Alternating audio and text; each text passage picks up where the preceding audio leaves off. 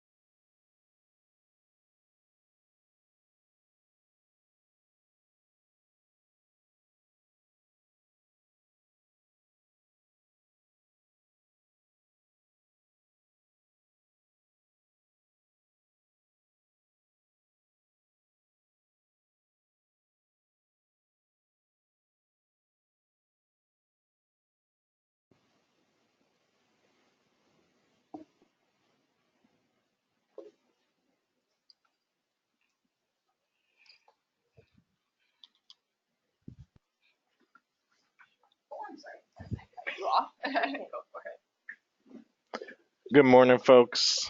If it would be helpful to you all, there's also an overflow room in the just the room next door. So if this starts getting tight, please feel free to move yourselves over there if you like. I'm gonna go ahead and start the thing. Good morning, folks. I think we're live here, so welcome to the webinar. Thanks to everyone for being here in person. My name's Stephen Sander. I'm an environmental scientist with the CalRecycle Knowledge Integration Section Policy Development Analysis Office. Joining me is Kate Wilkins, also environmental scientist staff. So she'll be helping me out with some of the technical aspects of today's presentation. It's a lovely morning for it and in the beautiful sunny SoCal. So let's go ahead and jump right in, shall we? All right, before we jump in, I just want to take care of a few housekeeping items. So, in the event of a fire, we'll proceed in an orderly fashion out this door and just through the hallway out the front, and then we'll await further guidance. In the event of earthquake, please duck, cover, and hold. And other, so yeah, I think that should cover it.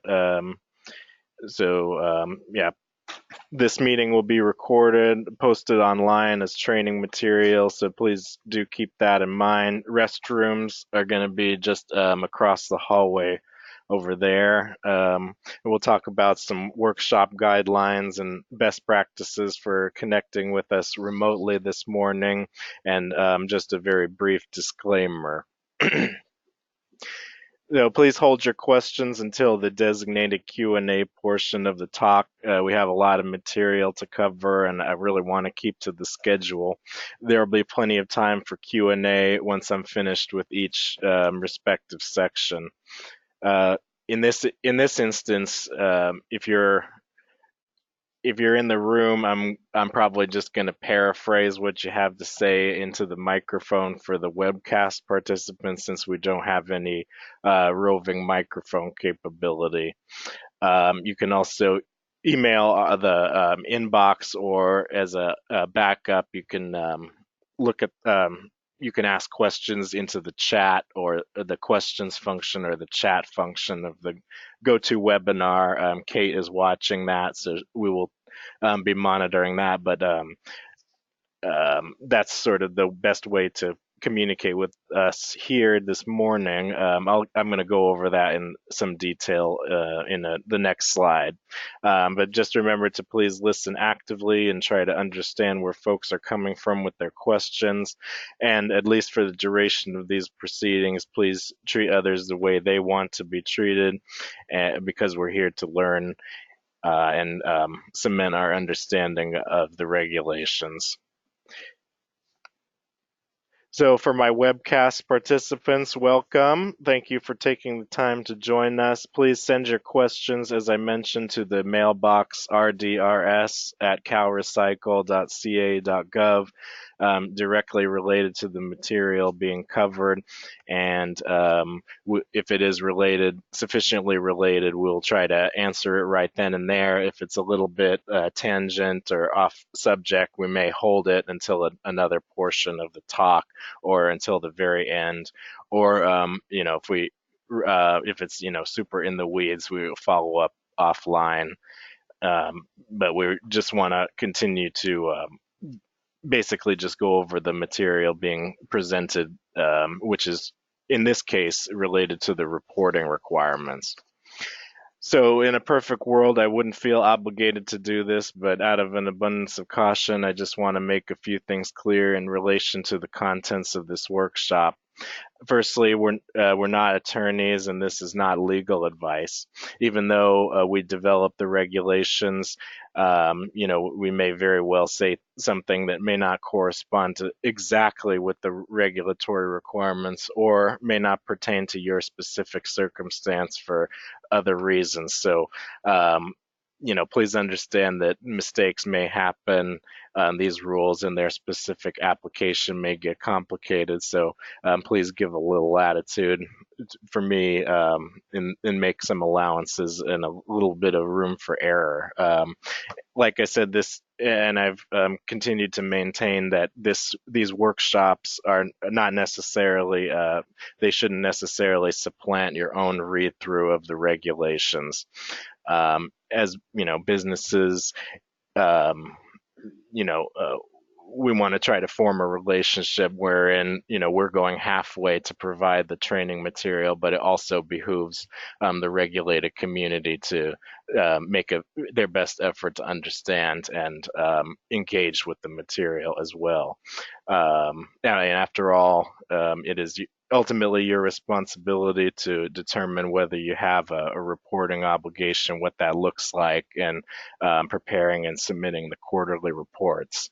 But we want to make that as easy for everyone as possible, and clear up any confusion that may be out there.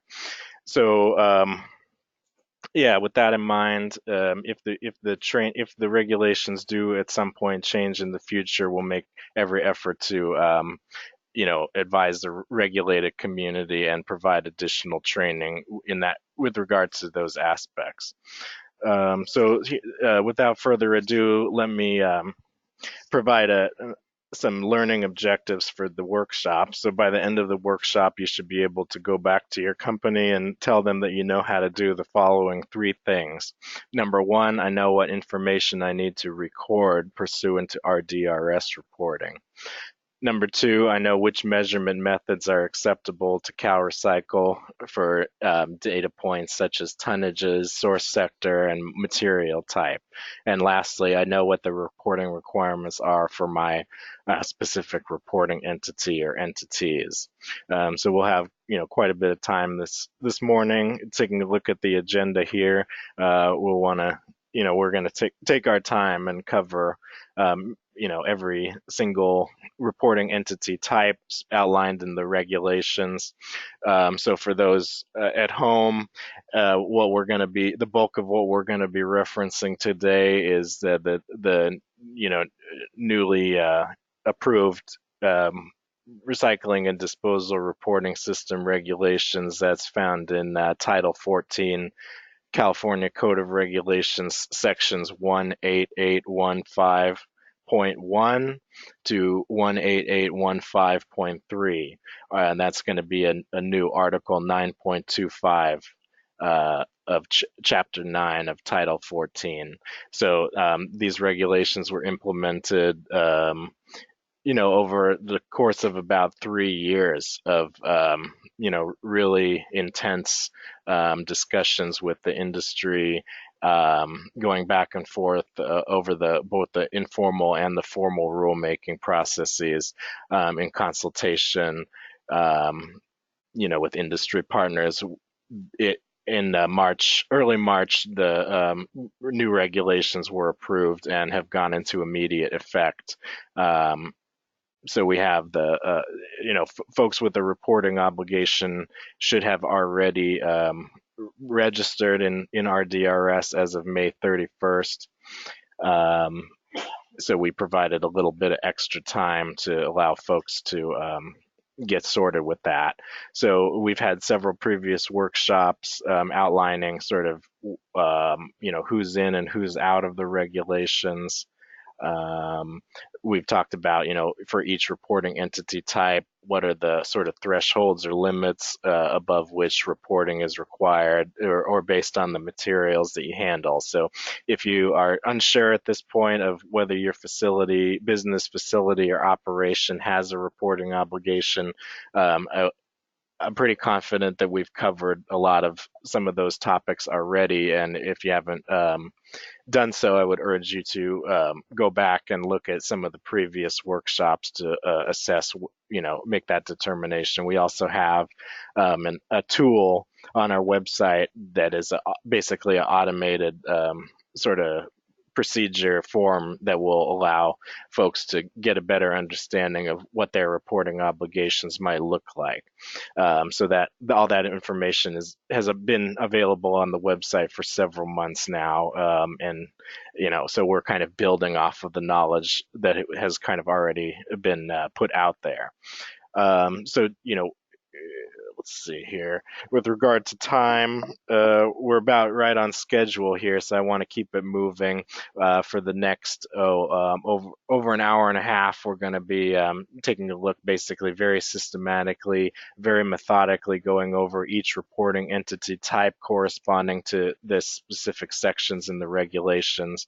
I kind of at the top of each sort of section, we'll talk briefly, kind of recap, what the reporting requirements are, and who might be subject to the reporting, and then we'll talk about how to both record data and then subsequently report that information in RDRS. So yeah, please feel free to drop your questions in the chat or to the RDRS box as they come up, and we'll try to deal with them at the end of each respective section. So food waste self-haulers and contract haulers, that corresponds to section 18815.4 of the regulatory text. Transfer processing facilities and operations, 18815.5. Disposal facilities, 18815.6, recycling and composting facilities and operations, 18815.7, and as you might be able to guess, brokers and transporters, 18815.8. We'll take a break and then discuss, as I alluded to, the methods section. So that roughly corresponds to 18815.9 of the regulations, after we take another 30 minutes or so, and see if there's anything else on the reporting requirements themselves. So the methods section corresponds to, going back one slide, learning objective number 2, the measurement methods such for data points such as tonnages, source sector, and material type. So we'll discuss acceptable ways to record that, and then sort of wrap up, see if there's any final thoughts or questions. All right, so without further ado, we'll kind of just jump right in here. All right, so we're starting off by talking about haulers. So generally speaking, haulers only report if they take 100 tons or contract haulers take 100 tons or more of reportable materials out of state. They'll need to register and report if they take 50 tons or more of reportable materials to direct land application, which is an end user in RDRS. And if you're a food waste self-hauler and you haul 13 cubic yards or more of your own food waste to a facility or operation not owned by you, and you would need to register and report. So basically, I'm taking a moment. This is from earlier training, but I just wanted to get everyone on the same page here. So generally speaking, contract haulers who haul in-state are not going to have a reporting obligation whatsoever within the system. We're trying to capture entities who would not be reporting, whose information would not easily be captured by another reporting entity. So in the case of an in-state contract hauler delivering material to, for instance, a transfer processing facility, there wouldn't be a need for the hauler to report, because the transfer processor would, basically take any required information from them and include that in their report.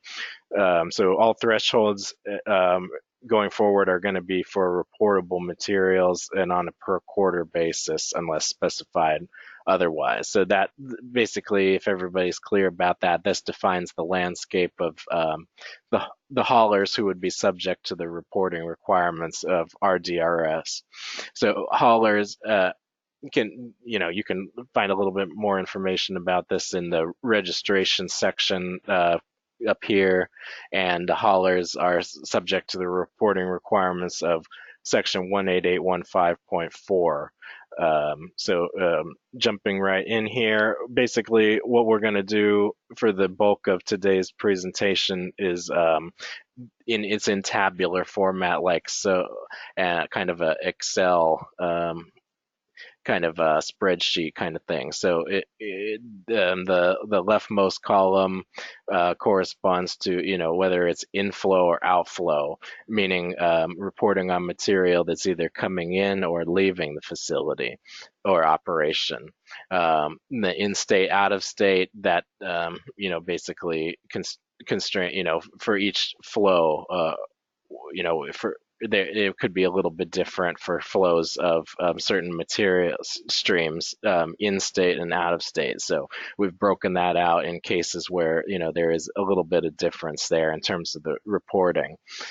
Then must report, these are going to be defined streams of material that are handled. So for instance, solid waste disposal, that would be the stream for which material is going through to whatever destinations. So if the material was being sent for solid waste disposal, you would report according to that stream. So that's fairly straightforward. And then for each stream outlined, there's what exactly needs to be reported to the department. So hopefully this sort of formatting is amenable to folks' understanding of the regulatory text. And again, so food waste self-hauler, this reporting entity type was added actually subsequent to the passage of AB 901 for folks keeping score at home. Food waste self-haulers are obligated to report if, again, they haul 13 cubic yards or more of their own food waste to a facility or operation not owned by them. That was established in statute and as basically the de minimis threshold for reporting. So the department went along with that as basically the very minimum, in terms of the it's setting the up. They said the legislature said it had to be at 13. At the minimum, it had to be 13 cubic yards. So basically, that's what we went along with. So these are, for instance, a very large. And we've used the hypothetical example in previous workshops of the Trashy Pine Ski Resort. That's a hypothetical business that operates in a rural area, and they self-haul their own food waste, because they're a large concessionaire, for instance.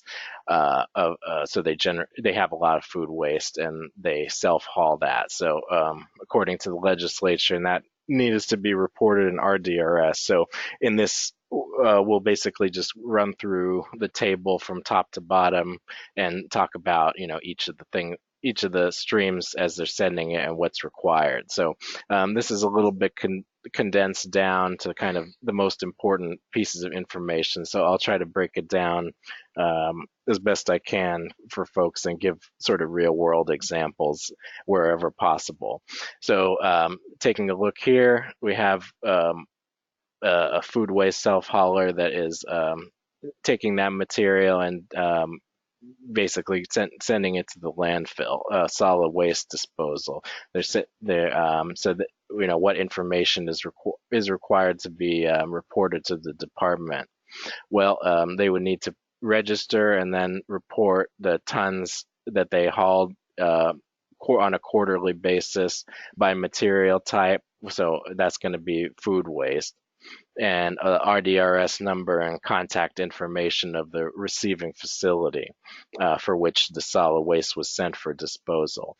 So for instance, the ski resort direct haul that material to a local landfill.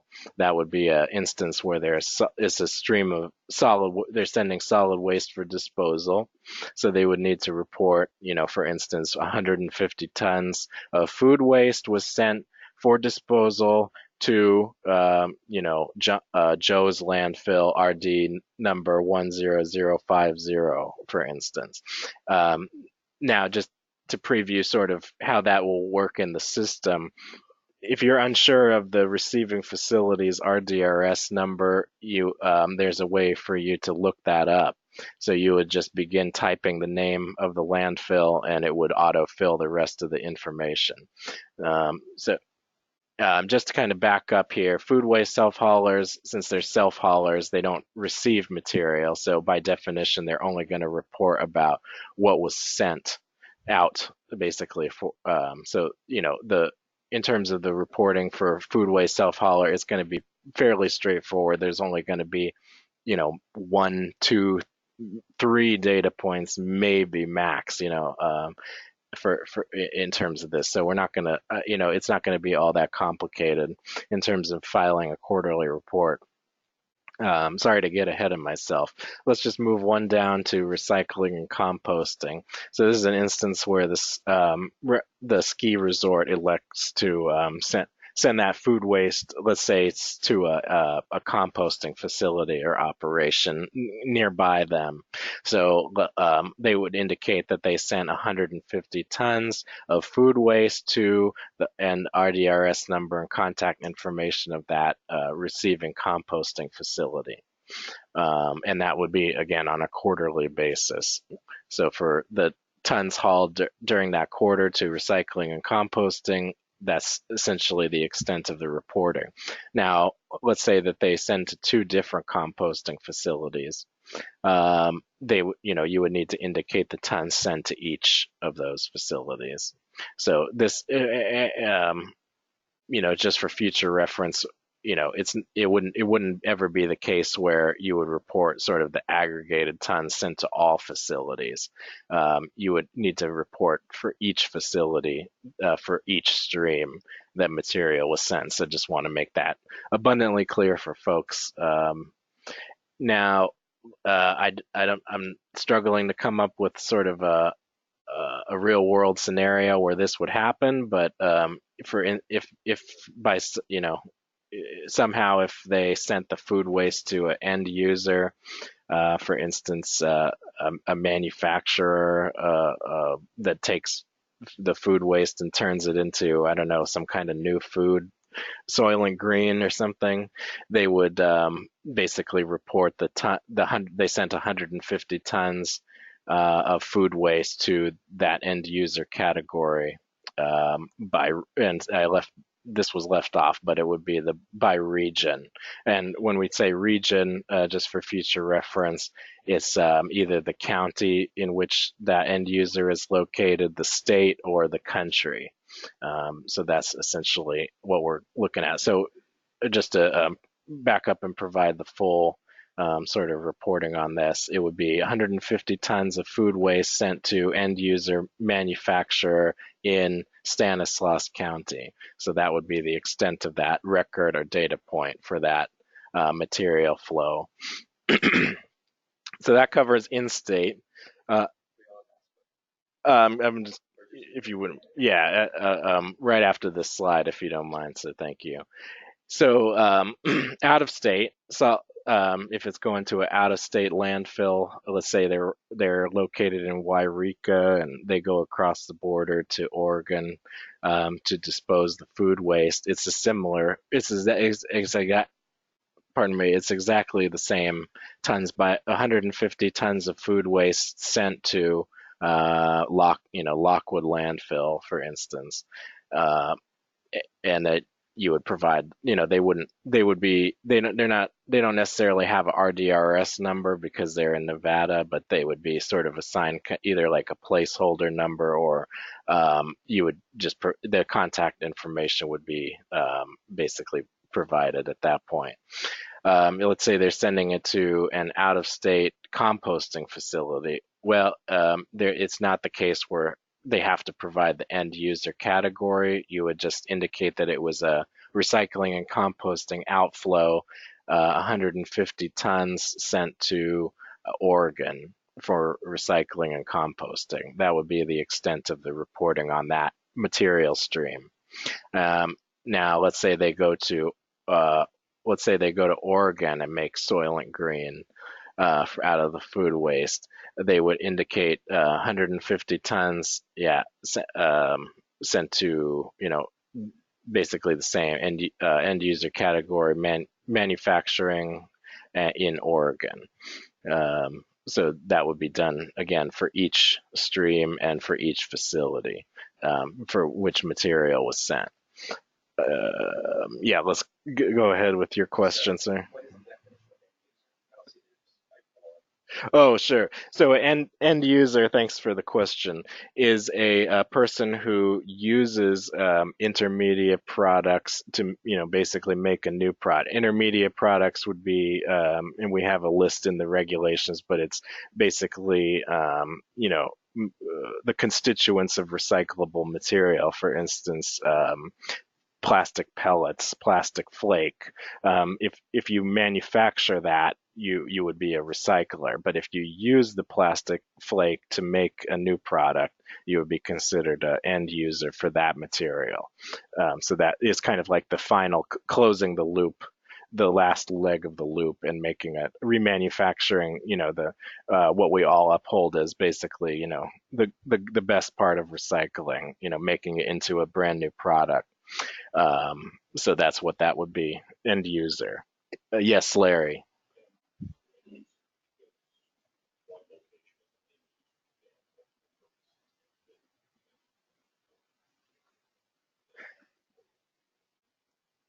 Oh, you mean if one end user is multiple categories?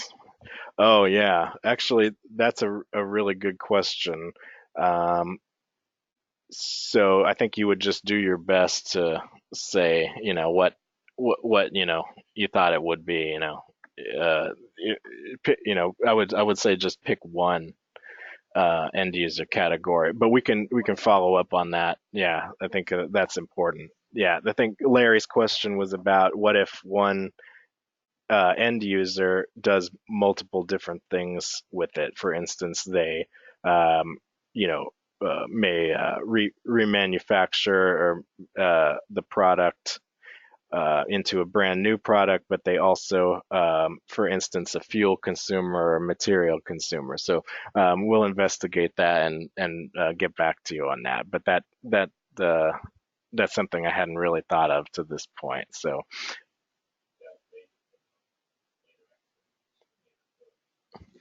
right, right, right. I think for now, I would recommend, folks just do their best to kind of not necessarily read between the lines, but just kind of do your best to kind of summarize what that end user category would be for that entity, and then just provide the aggregated tons.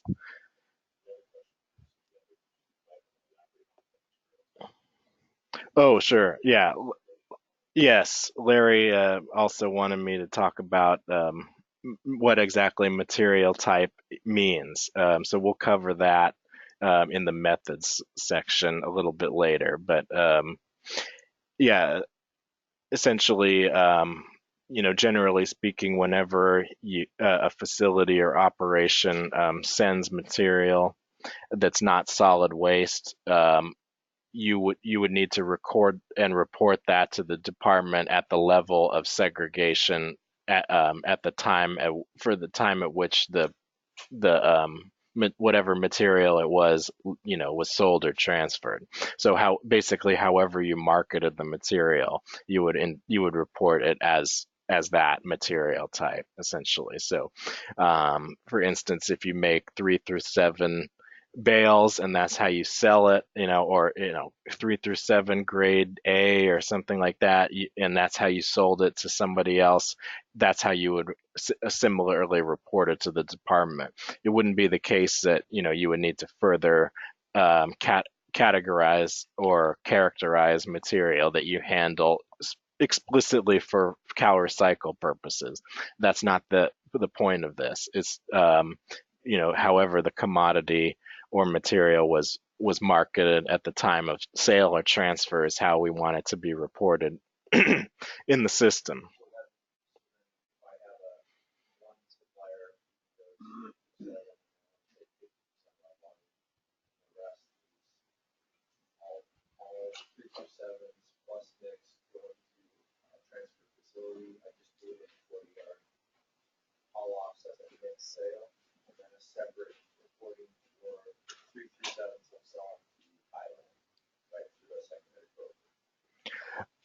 Yeah, I mean, your name, sir? Michael from Carbon Light is asking about, I'm sorry, I'm gonna sort of butcher this, but basically about you wanted to, the 3 through 7 bales and how that's marketed. It's essentially, if you call it mixed recyclables, simply report it as mixed recyclables. It's however it was at the time that it basically left the facility. So however that was marketed either to the broker, it would you're not responsible for saying how the broker marketed it. It's however you sold it to the broker, you would indicate that. So if it's mixed plastic and that's your transaction with the broker, you would just indicate as such. It wouldn't be the need to further specify or categorize it as, 3 through 7, 10% contaminated, this, that, just however it was, presented to the broker at the time of sale or transfer. So we want to try to make that as easy as possible for folks. And of course, happy to clarify and provide the finer points on that specific aspect. Yes, please, Mike.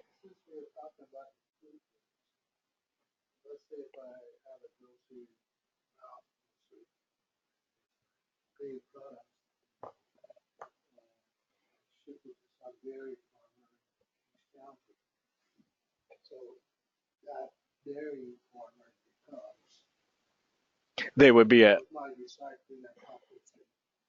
Oh, okay. Yes. Mike, let me just paraphrase that for the folks in the chat. Mike Mohajer of the LA Task Force is asking a question here in the room about a grocery store, hypothetical grocery store that is delivering the food waste to Kings County dairy farmer. So in that instance, and I'm guessing that's would be land spreading or land application, or Oh, for reuse for the cows. Okay, so that would be considered a reuse activity and not subject to the reporting. Thank you for that. That's an important clarification. So, yeah, thank you. In the instance of food waste self-hauler, yeah, if that material is going for direct animal feeding, that would be considered a reuse activity pursuant to the regulations.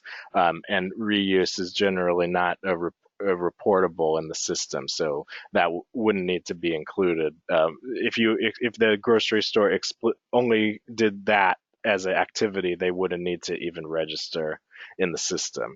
Um, in the event that they are going to land application, that would be considered an end user. So if they took the material, food waste, and directly had that land applied, that the end user category you would specify here would be land application. That's one of the end user categories. Um, so that may be important for food waste self hauler. And then just one more point to piggyback on Mr. Mohajer. It may be the case that individual grocery stores do not meet even the de minimis tonnage threshold of 13 cubic yards per quarter. However, grocery stores may backhaul to a central facility where the tonnage of the food waste at that centralized receiving facility may in fact exceed the de minimis tonnage threshold. At that point, if they were continuing to act as a food waste self hauler, meaning they're taking the material to a facility or operation not owned by them, they would need to report that aggregated food waste that was collected backhauled from several grocery stores to a centralized receiving facility or warehouse. At that point, it may be the case that the combined tonnage does exceed the de minimis threshold, in which case they would need to register and report as a food waste self-hauler. So if that's the case, they would probably need to get going on that if they haven't done so already. Any other questions on food waste self-hauler? If it's about contract hauler, that's what we're going to cover next. So if everyone's okay with that, go. We'll just proceed along here. Okay, so general, as I alluded to a couple of slides ago, contract haulers generally don't have a reporting obligation in-state contract haulers generally don't have a reporting obligation in RDRS. It's only the case when a contract hauler is either delivering material directly to land application in state, or they're hauling material out of the state in excess of 100 tons per quarter, that they would need to register and report in RDRS. Now, these aren't exactly new requirements either. The disposal reporting system also required haulers who take contract haulers who take material out of the state to report that information to the county, who would aggregate and send that information to CalRecycle. But it's been very patchwork, kind of piecemeal. There's been instances of non-compliance with that we haven't been able to enforce upon to date. So the new regulations did empower us to compel reporting from entities, contract haulers who are taking material out of the state in excess of 100 tons per quarter for reportable materials such as solid waste and these other material streams.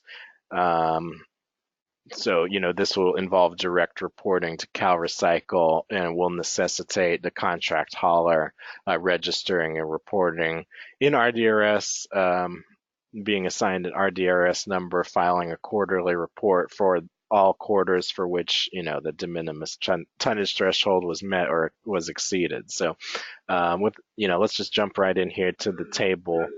So as I alluded to, contract haulers only report when they take in-state, when they take material to direct land application end user. In that instance, they would report the tons. For instance, again, let's go with 200 tons of I don't know, let's just say biosolids. And end user category of land application, as was described right here, and the region. So for instance, not to pick on Kern County, but Kern County, so they would indicate that material flow for each county. So if they took material 250 tons hauled to direct land application, 250 tons to Kings County, they would indicate 250 to Kings and 150 to Kern. So it's for each county as an aggregate quarterly reporting. Okay, let's continue with the Wairika example. So let's say they are a contract hauler in Wairika. They service residential curbside and so black bin material, and then that material is hauled to an out-of-state disposal facility. Let's say Dry Creek landfill in Oregon. So they would basically indicate the tons of material, so 150 tons. They would indicate that first it's a solid waste outflow for disposal. And then they would indicate the tons of solid waste by jurisdiction of origin.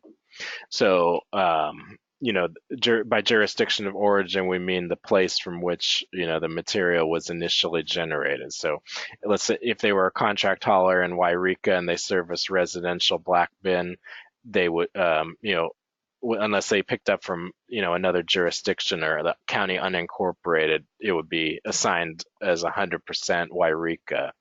And if this contract hauler only serviced residential, like we're saying in the example, they would say the source sector is 100% residential, and they would indicate the RDRS number and contact information of that receiving facility in Oregon. So again, it wouldn't be the case that they have to do this for in-state. It's only out of state. Um, Green material is essentially the same green material beneficial reuse. Um, so this is material that's going out of state for a beneficial reuse at a landfill. For instance, ADC, AIC, or construction, landscaping, erosion control, that sort of thing. If the hauler let's say they collect green bin yard waste material in Wairika and then took it to the landfill in Oregon, they would report the tons by jurisdiction of origin. So in our instance, 100% Wairika, and then the contact information of that receiving facility, and that again quarterly aggregate. Non-green material potential beneficial reuse. So that's basically any other material that's going to the landfill for beneficial reuse. You would say 150 tons of, co- uh, concrete, was sent to the Dry Creek landfill um, as a beneficial reuse outflow. One moment, Larry. I just want to cover this here. Recycling and composting. So, for instance, they the hauler picks up green bin material, and rather than going to the landfill as a beneficial reuse, they have some arrangement to take it to a composting facility or chip and grind facility, that kind of thing in Oregon. They would indicate that 150 tons of a green waste or green material, let's say just for this instance, was sent to Oregon for recycling and composting. That's the extent of the reporting on that. Designated waste and disaster debris going out of state from a contract hauler to disposal, it would be the tons by material type and the RDRS contact information of that receiving a solid waste facility. And then the last instance here, this is a contract hauler who's taking material to end user out of state. Tons by material type, end user category by region, just like in the biosolids example that we used for in-state. So go ahead, Larry.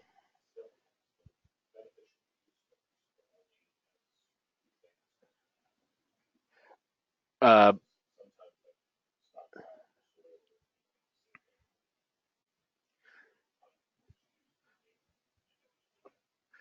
Correct. Yes. So Larry alluded to, the material that in terms of how it's sent or you know for beneficial reuse. It's basically it would be potential beneficial reuse. Uh,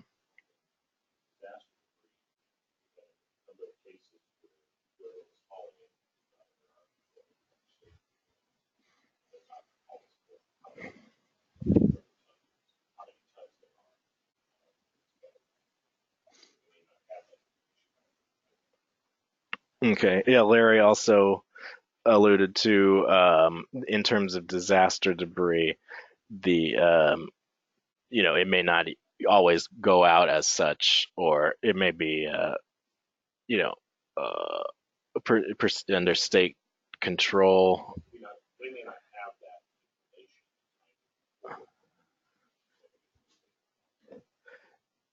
Right, right. Yeah, let's chat about that. All right. Anything else on? Oh, okay. Okay, we have a question from the online here.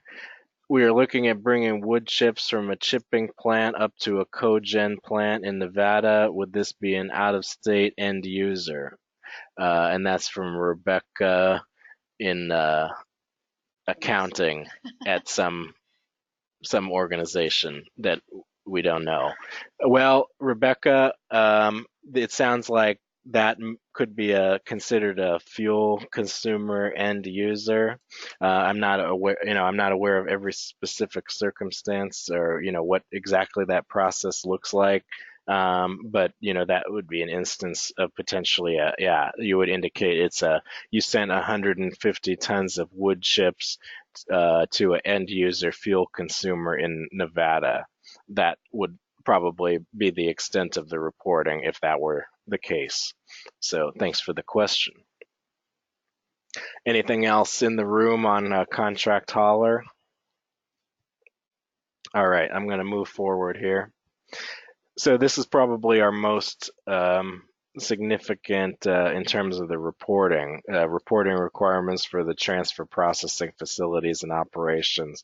Now, this is because not only because we have to track what's coming into the facility, we they these operations and facilities, they not only do solid waste, they also do recycling activities. So, there's it's clear to us that the bulk of the reporting or burden would, fall onto these types of facilities and operations. So just to kind of provide a little bit of intro about what we mean by transfer processor, they are facilities, solid waste facilities with a notification, registration, standardized or full solid waste facilities permit. So if you have one of those as a transfer station, you'd probably, and you haul 100 tons or more, or you handle 100 tons or more materials per quarter. Um, you would probably need to register and report as a transfer processing facility or operation. Now, if you're a facility that handles recyclable material, but you don't have these permits, it may be the case that you would or considered a recycler slash composter rather than a transfer processor. So we'll talk about those in a subsequent section. But the transfer processor, generally speaking, has a solid waste facilities permit and handles 100 tons or more per quarter. Those are the two primary factors that would get you in as a considered transfer processor. Or if you exclusively handle construction, demolition, and inert debris only as one of these entities, the threshold is quite a bit higher, as you can see, at 2,500 tons of that material per quarter. But you got to exclusively handle construction, demolition, and inert debris to be eligible for the higher tonnage threshold for the quarterly reporting. So that sort of defines our universe in terms of what we mean by transfer processing facilities. Chances are, if you have one of these permits, you would be in as transfer processor for the materials that you handle. So let's talk about, so here are some instances of sample facilities that we include in the regulations that would be subject to these reporting requirements as transfer processor. Contaminated soil, I'm not going to read all of these, but these slides will be up online after my presentation. I'll just give folks another second to just kind of review this. These are basically permit categories established by our permitting division that lay out specific requirements for each of these sort of facility or operation types.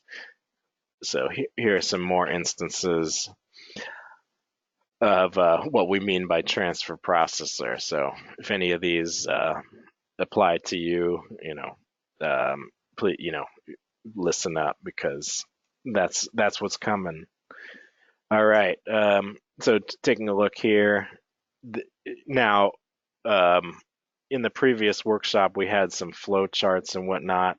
Um, we're trying to make those accessible and in a format that is viewable by people with you know uh, people with disabilities.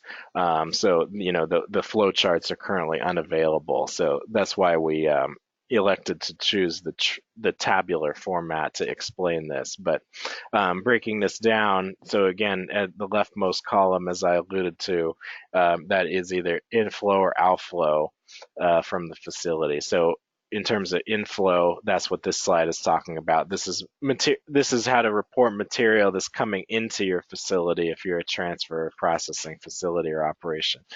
So is broken down by is bifurcated in this sort of manner. There's different requirements for reporting a material that was accepted from other transfer processors, and then versus the direct haul, meaning basically everyone else who's not a transfer processor. So if you're receiving material from another transfer processor and you are a transfer processor, let's just start out with that. Um, Essentially, the where we're trying we had hoped to lay this out was information will be passed in some instances in the system between reporting entities within a quarter. So the what we're envisioning here is that the first facility that receives the solid waste would have the most granular information about the origins of that waste. So basically, running with that concept, um, any further reporting from that facility, that information is basically going to be captured by the system and then passed along and preserved in that format. So when a transfer processor sends material to another transfer processor, it's not going to be the case that you're going to have to enter that jurisdiction of origin information about the contents of the load from that other transfer processor that's sending material to you. That information's already been captured by their reporting, so it will be seamlessly passed along to the next transfer processor. So as even when waste flows through multiple transfer stations, the jurisdiction of origin for the waste is we hope will be preserved in that manner because we're retaining the information that's captured at the furthest upstream transfer processing facility. From then on, it's all basically back calculated from those allocation percentages and tonnages. So yeah, we'll get to you in just a moment, but just basically wanted to sort of give an overview of that, what that would look like. So let's say you're a transfer processor and you are accepting, these various streams of material from other transfer processor. You would basically go into the system and this is assuming that the other transfer processor has already reported and submitted their report. They would when you log in, it would indicate, oh, here are all these other facilities that report is sending you material and how they sent it to you. So you would either accept or modify those incoming tonnages. But in any case, all the information that was recorded pursuant to this from the other transfer processor would basically be brought into your report. So let's say another transfer processor indicated sending you as a transfer processor an inflow of designated waste. Basically, you're only responsible for saying how many tons of that designated waste you received for the quarter. Same thing for disaster debris. You would indicate how many tons of material you received from each other transfer processor, and that's the extent of the reporting. Same thing for all of these other streams. You basically just go in and you'll accept or modify those incoming tonnages that are received from other transfer processors. No additional information on your part is required to be entered for those incoming loads from other transfer processors. As we alluded to, if you're the furthest upstream transfer processor, meaning you're you're the place where people are initially sending you the waste. Um, for instance, people are self-hauling to you. People are direct, contract haulers are directly sending material to you as the transfer processor. You're basically taking in every other kind of load except for loads from other transfer processors. You would need to report in this form or fashion. So, yeah, again, for these three, you basically just indicate the tons of each material type for each stream for which you receive the material. So let's say a contract hauler came in with designated waste to the transfer station. You would just indicate that you accepted 150 tons of designated waste for the quarter inflow as a direct hauled inflow. Same thing for disaster debris and non-green material potential beneficial reuse. In terms of these next two, so this is what we want to sort of zero in on here. Green material potential beneficial reuse. So when you're receiving that as a transfer processor direct haul, so this is an instance where, for instance, you're a contract hauler, you're a transfer processor, but you receive direct haul green bin material for beneficial reuse. And you send that off at potential beneficial reuse. You would indicate, you know, you received beneficial reuse from haulers or other facilities, not transfer processors, basically.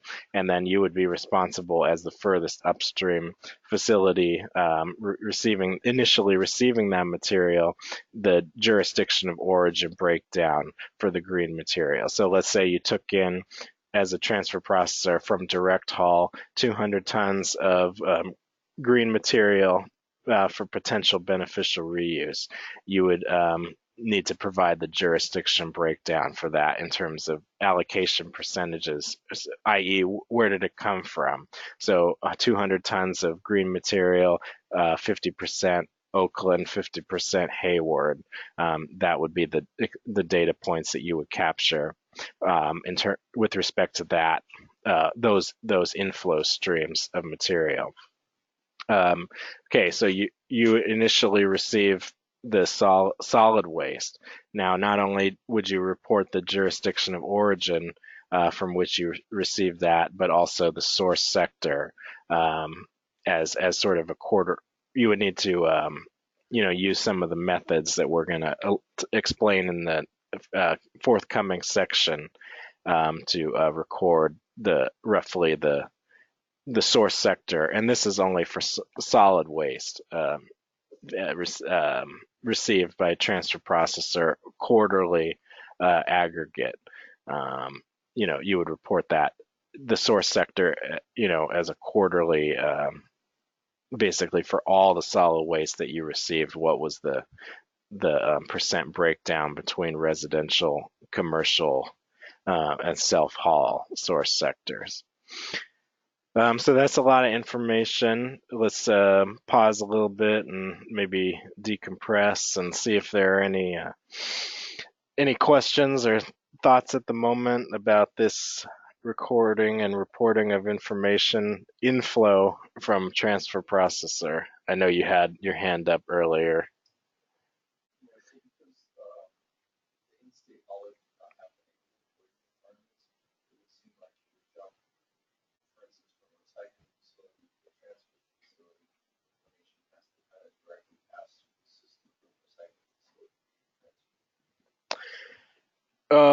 So yeah, the question was about basically the interface in recycler, composters, um, contract haulers, and sending material to a transfer So you're a recycler and you're sending material to a transfer processor.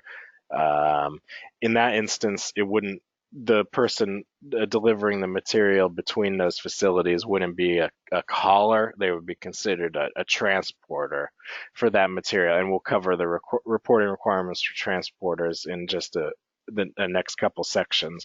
A hauler is defined as a person who picks up material from a generator, not a facility. So if you're an entity who picks up material from one facility and brings it to another facility, you would not be considered a hauler. You'd be considered a transporter for that material, and that transporter would only report if they basically took determine the destination of that material. In all other instances, the recycling facility would just simply say they sent it to the transfer station. But we'll cover, hopefully we can clear that up. Yes, Larry. Correct.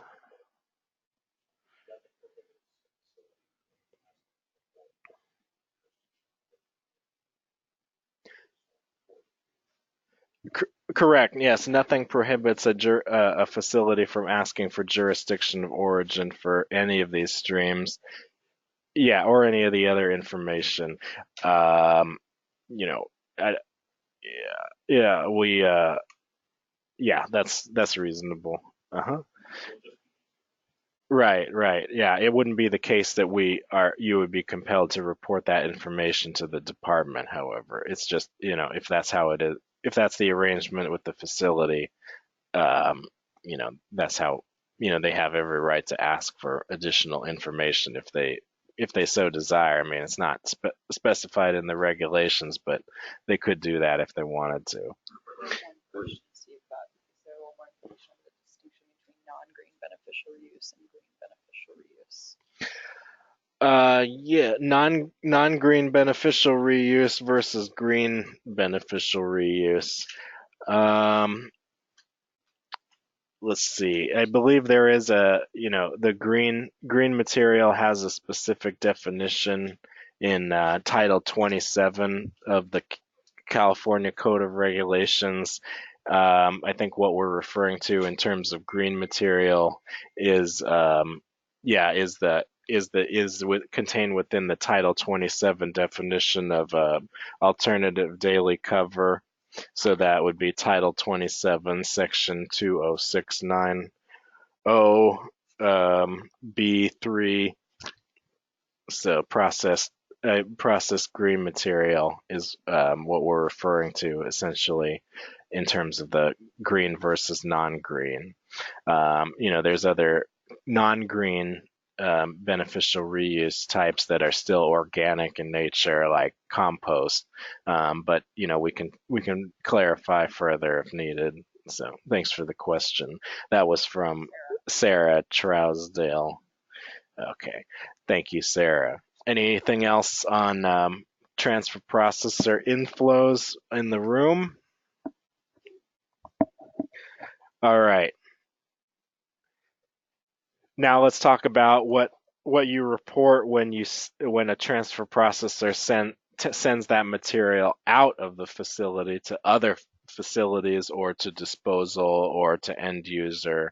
But basically, the outputs of the transfer processor. So uh, you know, we just spent the last few minutes talking about what the transfer processor is responsible for reporting incoming. Now it's outgoing.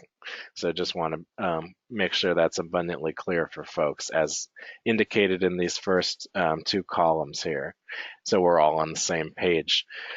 Okay, so transfer processor is they take material in from transfer stations, other transfer processors. They take material in from contract haulers. They kind of mix that all together and send that out to the landfill, as is common practice. Well, how would you eventually report that as a quarterly aggregate to the department? Well, it's for each facility to which solid waste was sent for disposal. You would provide the tons sent to that facility by the jurisdiction of origin and source sector. and the RDRS number and contact information of each receiving facility for which solid waste was sent for disposal. So that would look like, I'm Joe's transfer station. I am sending 150 tons of solid waste to, Altamont landfill. And that consisted of, 20% Fremont, 80% Martinez, so whatever the breakdown is of that particular stream for each facility to which solid waste was sent. So by default, it's the breakdown is according to how many tons were received on the inflow. So let's say you took in 1,000 tons, and 50% was from Hayward, 50% was from Oakland, just to continue using that example. By default, what's going out would be that same jurisdictional breakdown for each of those, unless the facility elects to specify otherwise. So for instance, contractually, it's the case sometimes where a particular jurisdiction can't use a certain landfill. So they would be able to modify the outgoing tonnage and basically drop that down to 0 for any given jurisdiction, indicating that no waste from that jurisdiction went to that landfill, and then you can add another outflow for that jurisdiction and say, actually, that waste was sent to this other facility that, we're contractually obligated to send it to. So there's ways to accommodate, usage restrictions or different breakdowns going to different landfills in terms of the allocation for jurisdiction of origin. There is the ability to further drill down into that and provide that additional detail. All right. In terms of recycling and composting, so this is a transfer station that maybe they pull out green material and send that to a composting facility. They would report as for each facility or operation to whom material was sent for recycling and composting. We report for the tons by material type and the RDRS number and contact information of that receiving facility. So for instance, me as Joe's transfer processor sent 4,000 tons of processed green material to Sandy's composting and RD number 20501 or whatever it is. And you can again look that up in the system, and it will provide, if Sandy's composting has also registered, it will basically autofill that for you. For outflows to end users, it's the same as it's usually is throughout the reporting. It's the tons by material type and end user category by region. So let's say that, for instance, this transfer process, let's get a little fancy. This is a pro gamer move. You're gonna basically, let's say now that this is kind of covered in some previous workshops, but I'll just kind of bring it up right now. There's the ability to aggregate basically dependent sub activities, recycling facilities, and bundle those up with transfer processors or disposal facilities. For instance, you have a transfer processor facility, and you also have a composting facility on that same site. Well, it turns out you can actually combine that reporting and report basically as one entity with a dependent sub-activity. This has been covered again in previous workshops, and we get into the weeds of how to, all of the preconditions that under which, you can do those sorts of things in terms of combining the reporting. But let's just say for our purposes, we've got this composting facility alongside our transfer processor, and it's reporting as a dependent sub-activity of the transfer processor, which is allowed under the regulations. And that that composting facility produced finished compost, and so the transfer processor is reporting that information for them. Just take my word for it that that's a possibility. They would have an outflow of end user, because they're producing finished compost and they're sending it to, let's say, a bagging facility. So they would report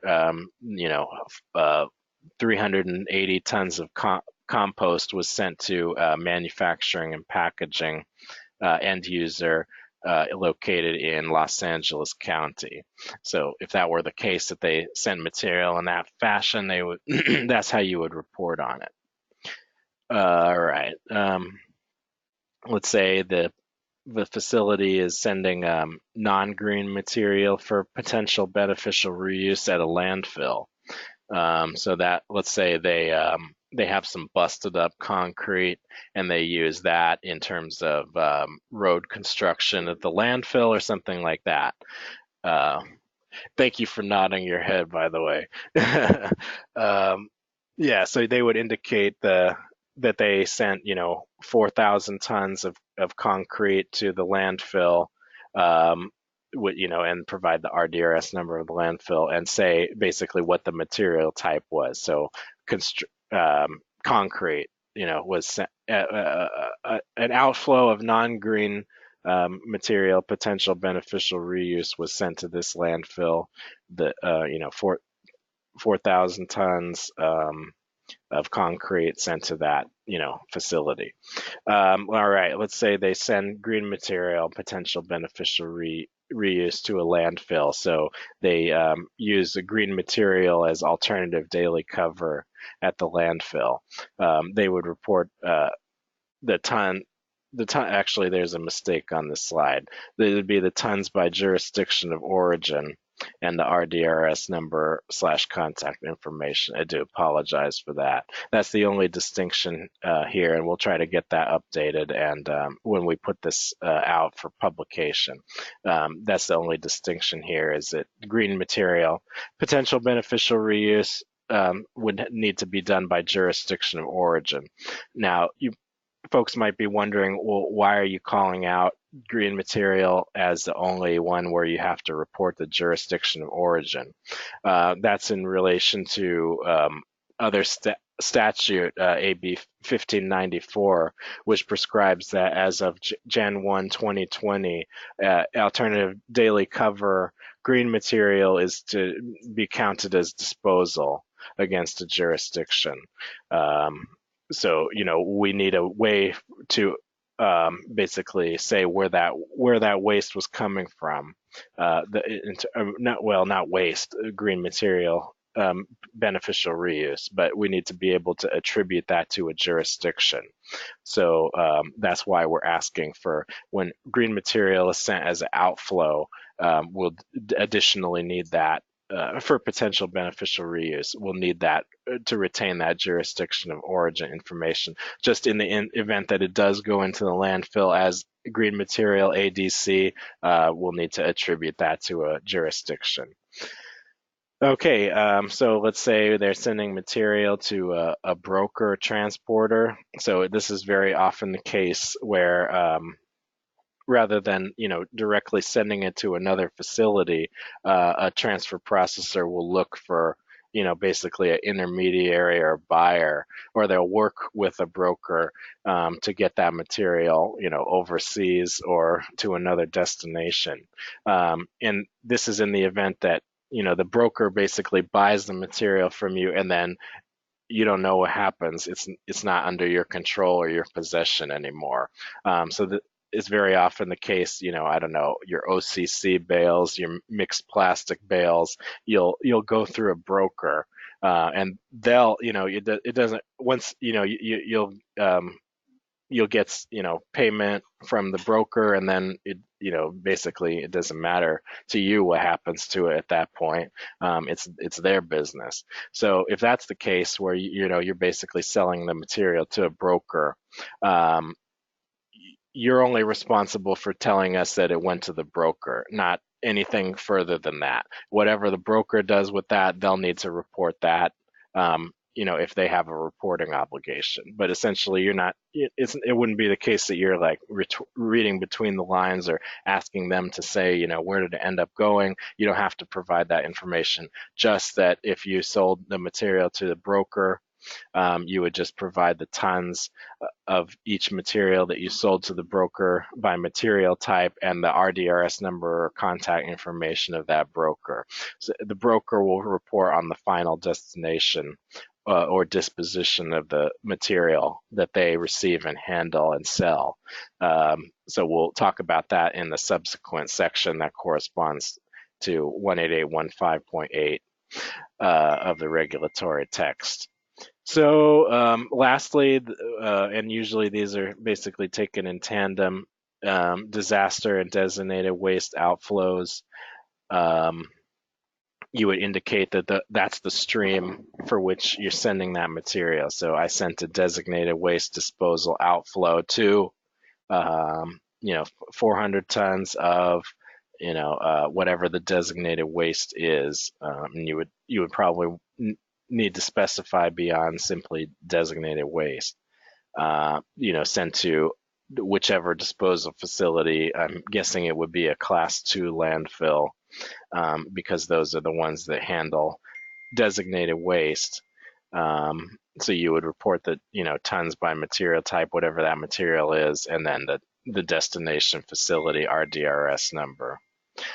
Same thing for disaster debris. The ton, you would indicate you sent a disaster debris outflow to disposal, and then you would indicate the tons of that, whatever it was, and then the RDRS number, contact info of the destination facility.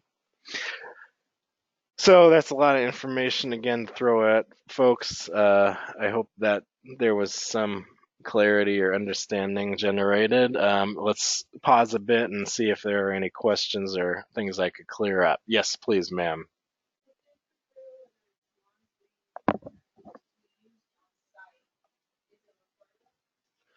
Are you a transfer? Oh, okay. So the question was about a transfer station actually using green material beneficial reuse on site. So my understanding is that beneficial reuse, the phrase, is specific to landfill. But if you do use material on site, you probably wouldn't report on that material, because that's basically where it ended up. That's its final destination or graveyard or whatever. I hope it's not the case that you're like landfilling trash, but I don't think so.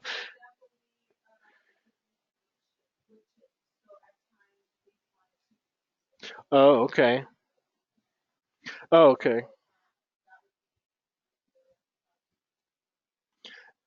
Yeah. So the gentlelady indicated her facility chips wood chips and then may use that on site as mulch or some kind of soil amendment. I don't think that would be considered reportable at all. No.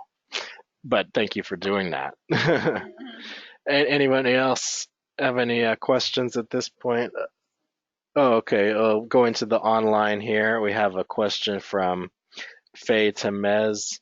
Good morning. Does the composting also include organic waste for that food products, cardboard, wood that SB 1383 is requiring, or does that fall under green material beneficial reuse? Okay, ma'am. So if you're sending an outflow to a composting facility, um, it wouldn't be a beneficial reuse to begin with. So, let's say it's a mixture of food products, cardboard and wood, as you alluded to, that you call organic waste. Well, if you sent it to the composting facility and you marketed it as organic waste, you would indicate, it was the material category of organics. So we have several material categories in the regulations, of which organics is one. And then, so you would specify organics, and then you would say, it would ask for a little bit more information. You would say, either like mixed organics, something like that, basically, if that makes sense. So it's not beneficial reuse. You would need to indicate, further specify the material type or however it is that you sent that material to the composting facility, if that makes any sense. We had a question from Sarah about the term ADC, non-green beneficial reuse and green beneficial reuse. You mentioned in talking about green beneficial reuse, then you mentioned ADC. Oh, yeah. I mean, I was also, so Sarah's question is further sort of in the weeds about ADC and the definition of green material within the regulatory section we're discussing. I don't really want to comment on this any further. I would say that it's, I would again reference the Title 27, Section 20690 definition of green material. And, this is getting a little bit in the weeds now. So I think there's a little bit of confusion here, maybe on both sides. So we'll want to follow up on that a little bit offline. I apologize for that. Anything else? All right. Anything else from, all right, let's keep it moving here. And I am watching the clock, and so we'll want to take a break in about 20 minutes. But if y'all want to, dip out, please go right ahead. All right, so this looks a little bit beastly, I know, but we'll try to break it down for you.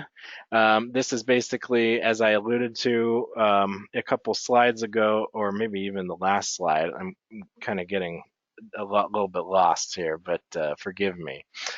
This is how you would, as a transfer processor. So let's basically start on the left-hand side here. This is the material that's coming into the facility.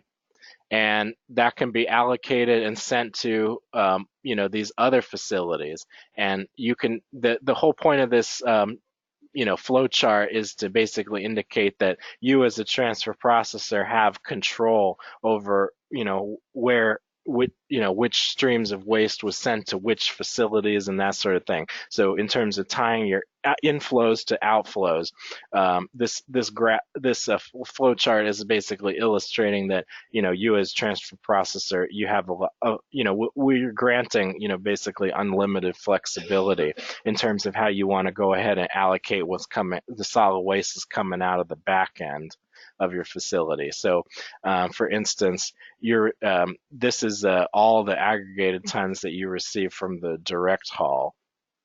This arrow corresponds to all the material that you receive from this other transfer processor A, and then this arrow is again a material received from another transfer processor B. So as I'm going to back up a couple slides.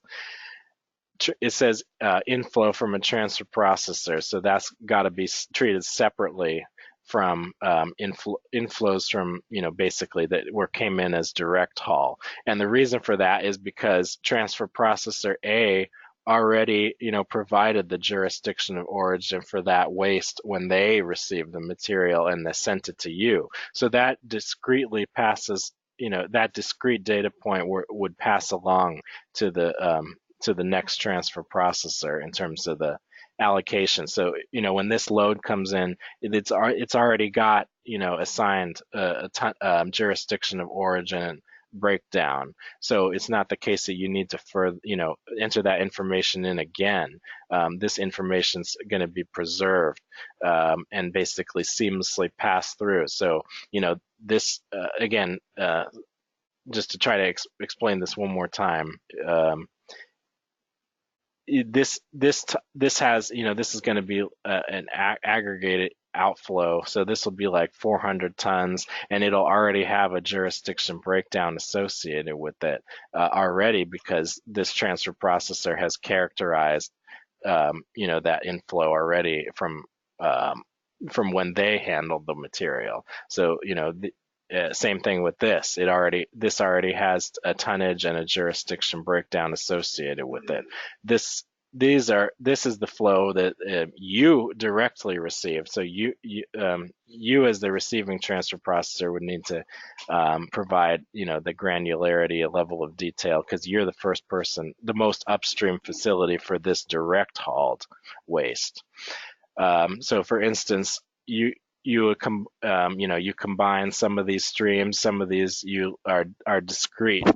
So at the end of the day, you take material from direct haul and these two other transfer processors, and you send that to this other transfer processor.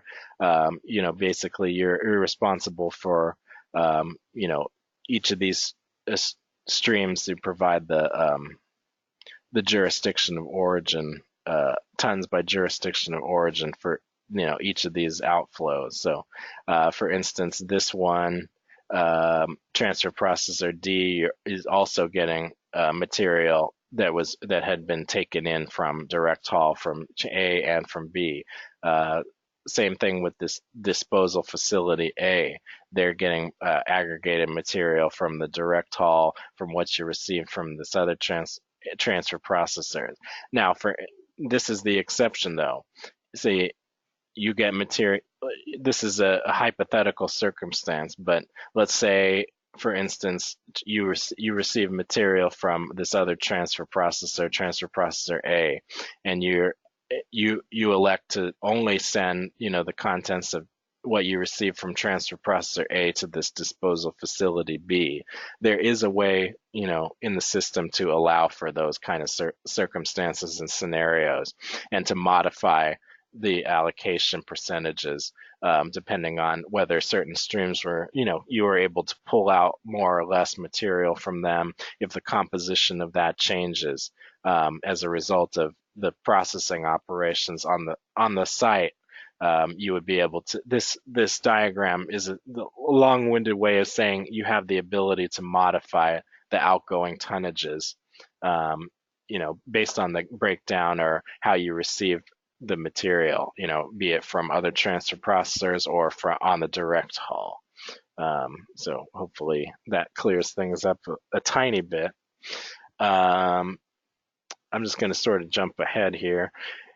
Outflows. So these are out of state. So this is going to look a little bit similar to this one that we covered a couple slides ago. So let's say you're a transfer processor, and you send material out of state. How do you report that? Again, it's by stream. So let's say you're sending your transfer processor, you're sending solid waste across the border for disposal in Oregon. It's actually quite similar. It's identical to how you would report sending material in-state, tons by jurisdiction of origin and source sector, and the contact information of the receiving, the facility receiving that solid waste. So quite a bit the same as for in-state. Recycling and composting, when a transfer processor sends recycling and composting streams out of state, actually a little bit less information is required to be reported. So it would just be the tons by material type and the region. So if it were out of state, it would be the state. If it were out of country, it would be basically the country. And that would be for each stream, for each material type, you would need to report that. Let's say you're sending it to an out-of-state end user. So let's go with our dependent activity of composting facility. You have an outflow of finished compost, and you're sending that to an out-of-state bagger. You would report that 2,500 tons of finished compost went to manufacturing and packaging end user in Oregon. That's the extent of the reporting. And it would be for each end user category by region. Again, non-green material potential beneficial reuse sent to an out-of-state disposal facility, a landfill, tons, similar to how we've been saying it, tons by material type and the contact information of the receiving landfill.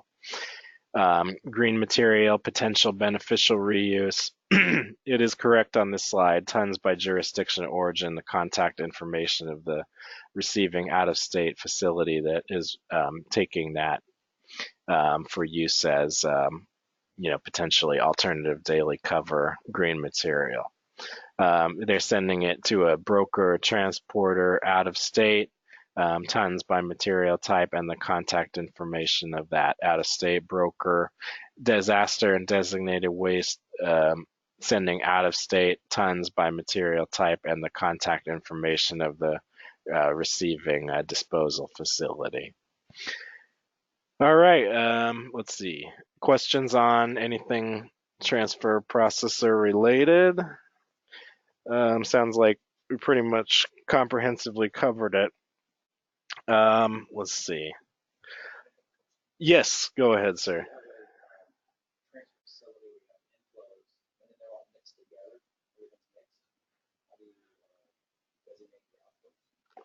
Right.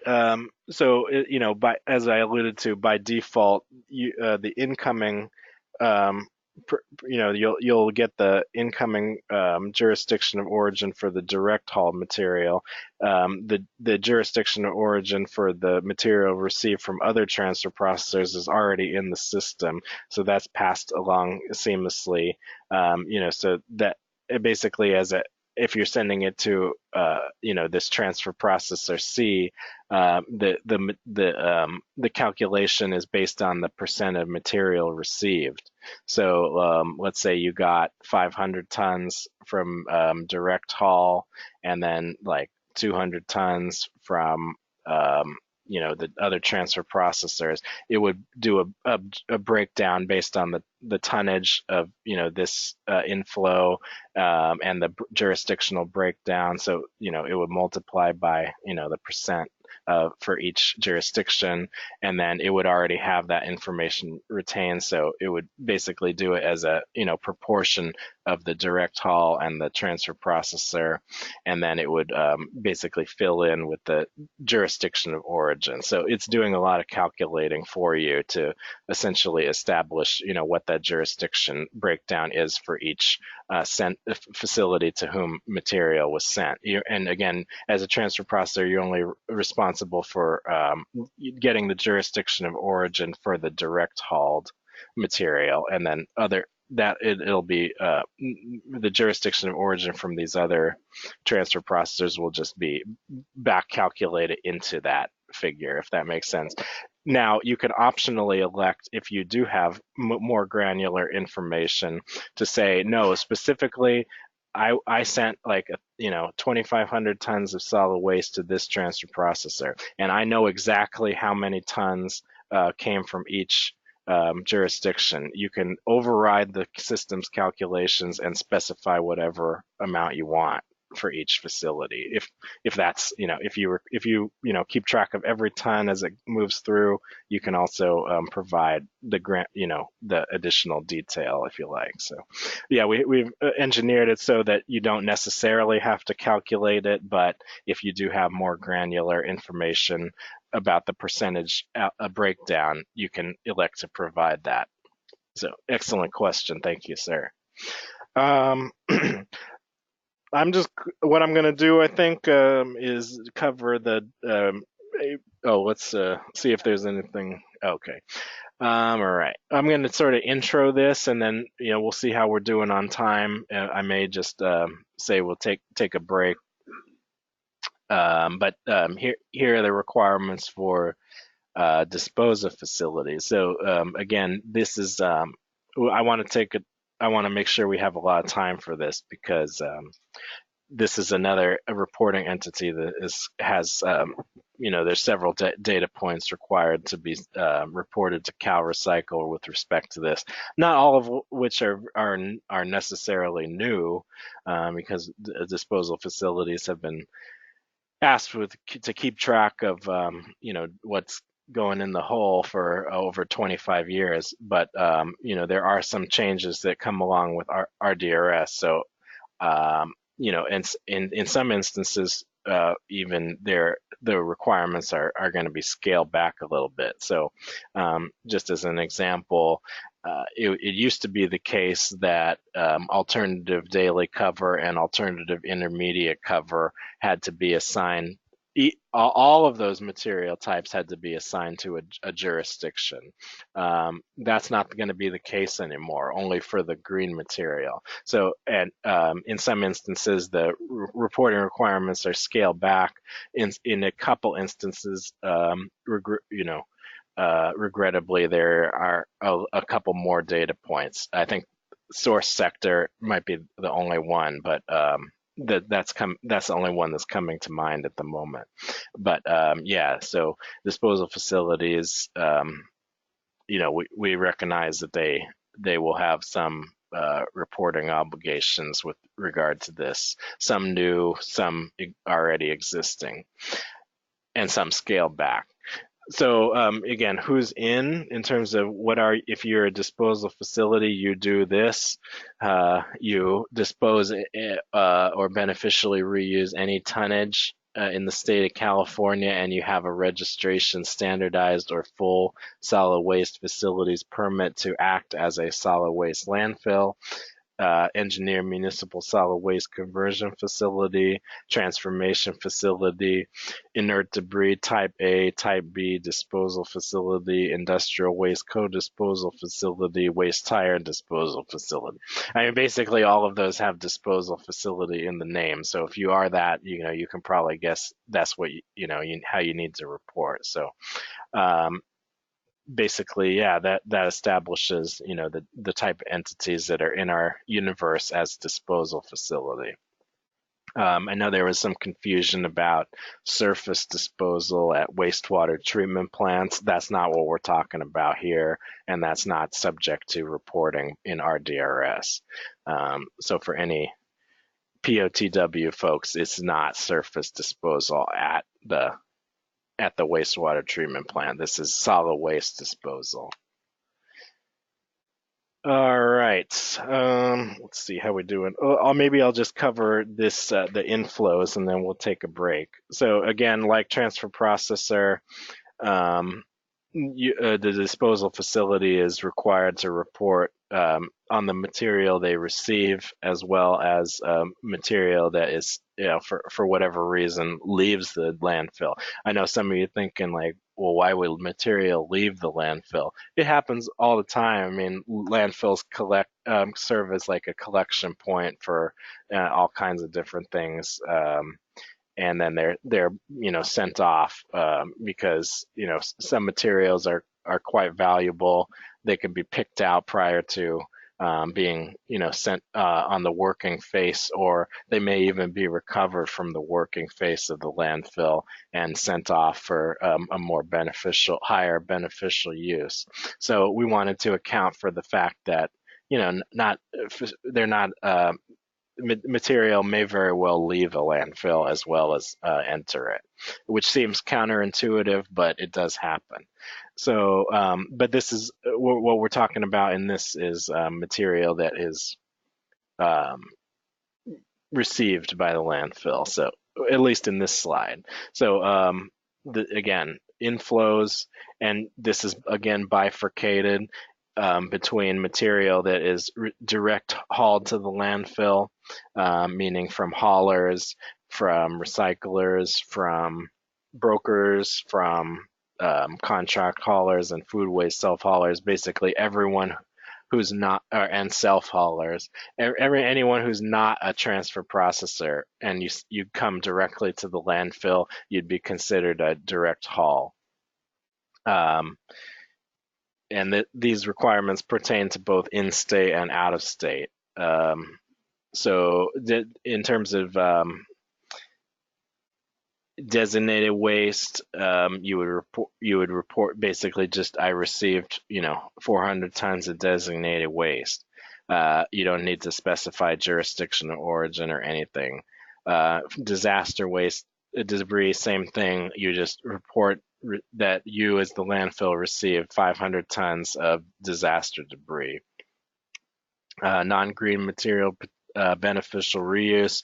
If you accepted non-green material beneficial reuse for use as beneficial reuse, you would need to specify how many tons you accepted of each material type. If you accept a green material for beneficial reuse, you would need to report how many tons you received by jurisdiction of origin. And solid waste, if you received it from direct haul, you would need to report the tons by jurisdiction of origin and the source sector for the direct hauled solid waste inflow to the disposal facility. So that that's essentially standard practice at the moment. And when you come into the landfill, they ask where are you coming from. They record that information. It's summed up and reported to the county right now. But now instead of the county, it will be reported to the state directly electronically with the addition of the source sector as an aggregate for the quarter. Now, if you receive material from transfer processors, you would you report in the similar fashion. In terms of solid waste, again, it's not the case where you have to again provide the jurisdiction of origin for material received by the transfer processor. And Kate alluded to this in her presentation yesterday. But that's basically because of the staggered due dates of the reporting system, the transfer processors have to report first, and then the reporting for the disposal facility opens up. And the reason for doing so is that when the disposal facility opens up their report, since the transfer processor was already supposed to have submitted, they're going to see everything that the transfer processor or any facility report is sending them.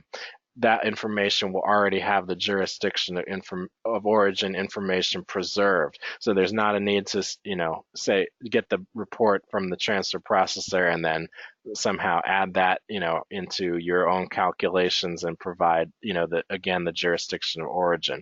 You will simply acknowledge that you received that load or for the quarter, the aggregated tons, that the jurisdiction of origin is already accounted for by that transfer processor, so it'll just seamlessly pass through to the disposal facility. So for each transfer, there you'll basically be greeted with a list of here are all the transfer processors that reported sending you material, and you would basically accept or modify those tonnages as appropriate.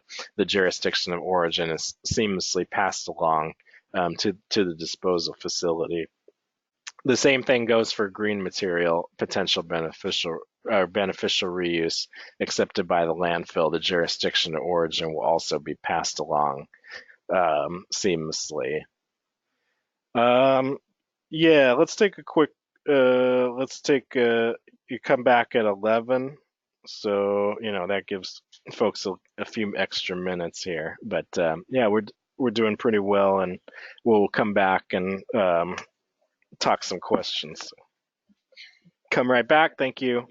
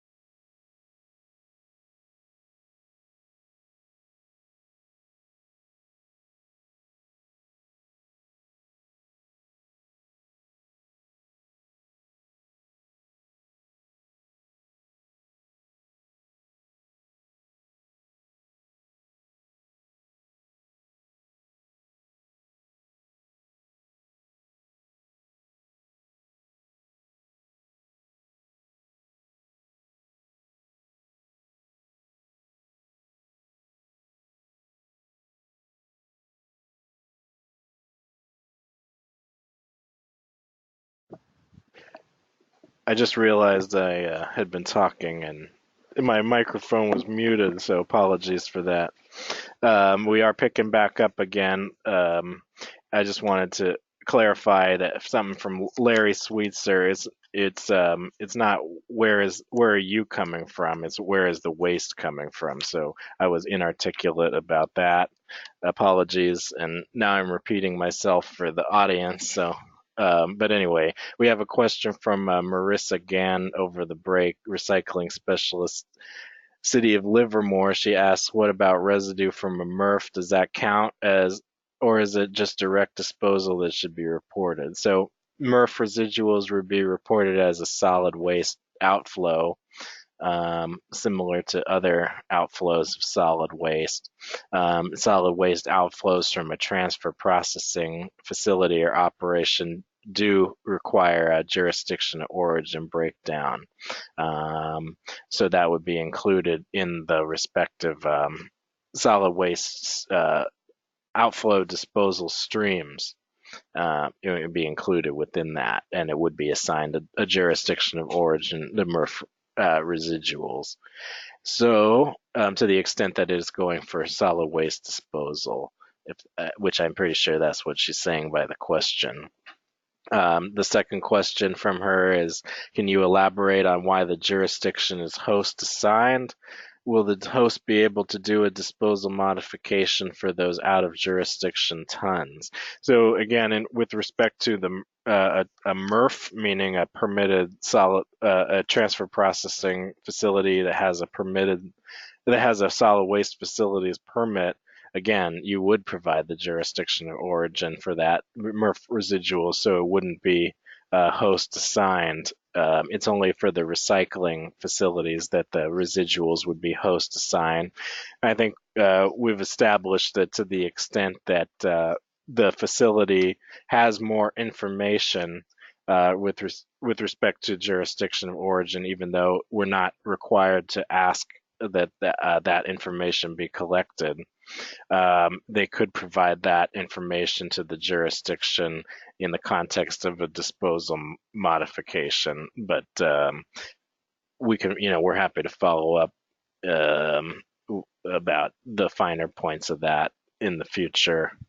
Um, so thank you for the question. So we're picking up on disposal facility outflows. So this is, as I alluded to, not everything that goes to a disposal facility is necessarily disposed. For Solid waste may even be generated at a disposal facility.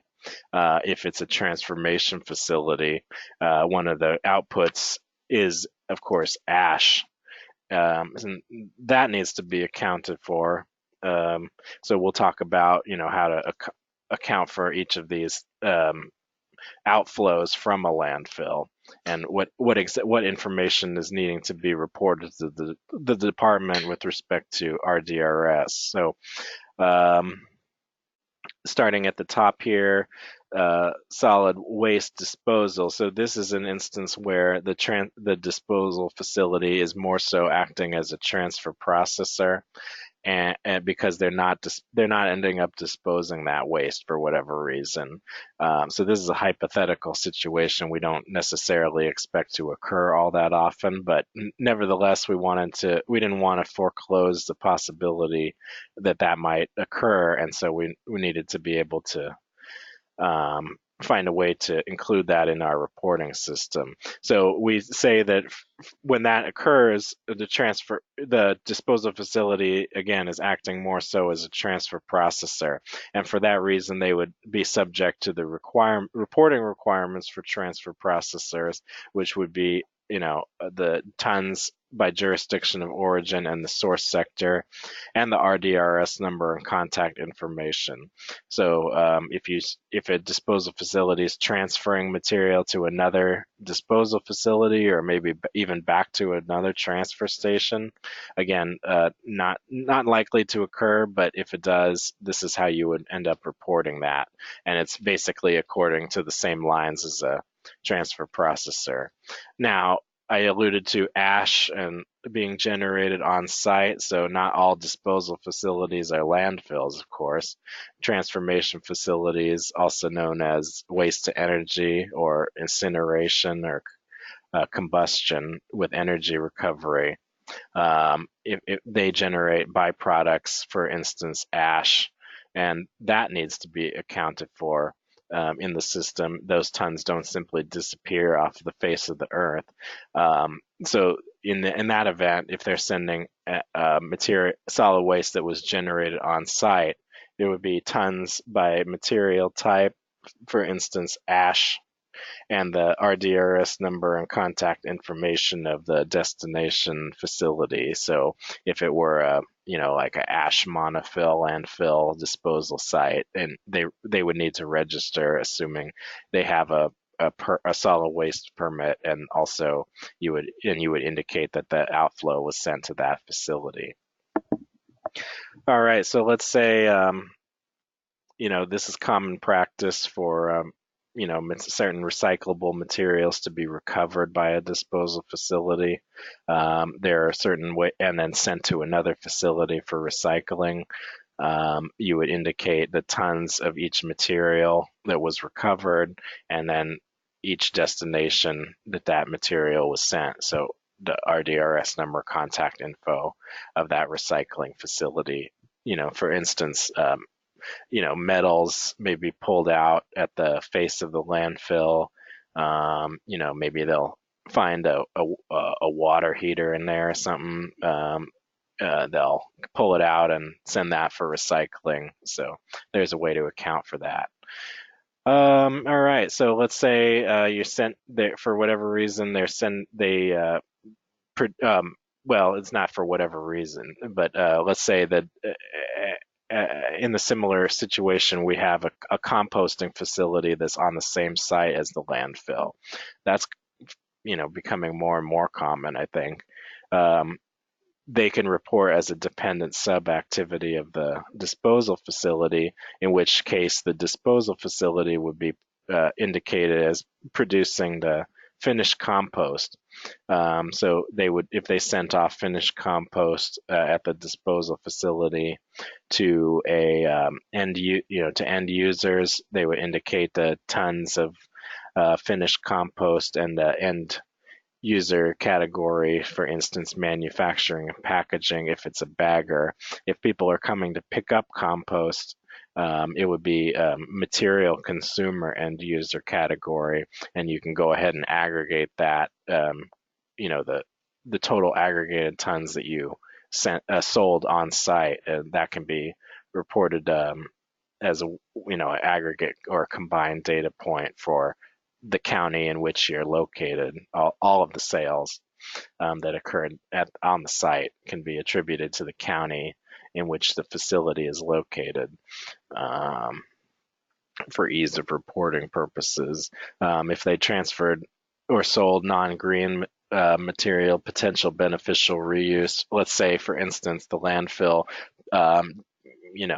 very fortunate to have received a lot of material for beneficial reuse, but for whatever reason they couldn't use it all, or they had some kind of excess, and let's say they had a sister landfill nearby, and they had some arrangement to transfer that material to the other landfill for beneficial reuse.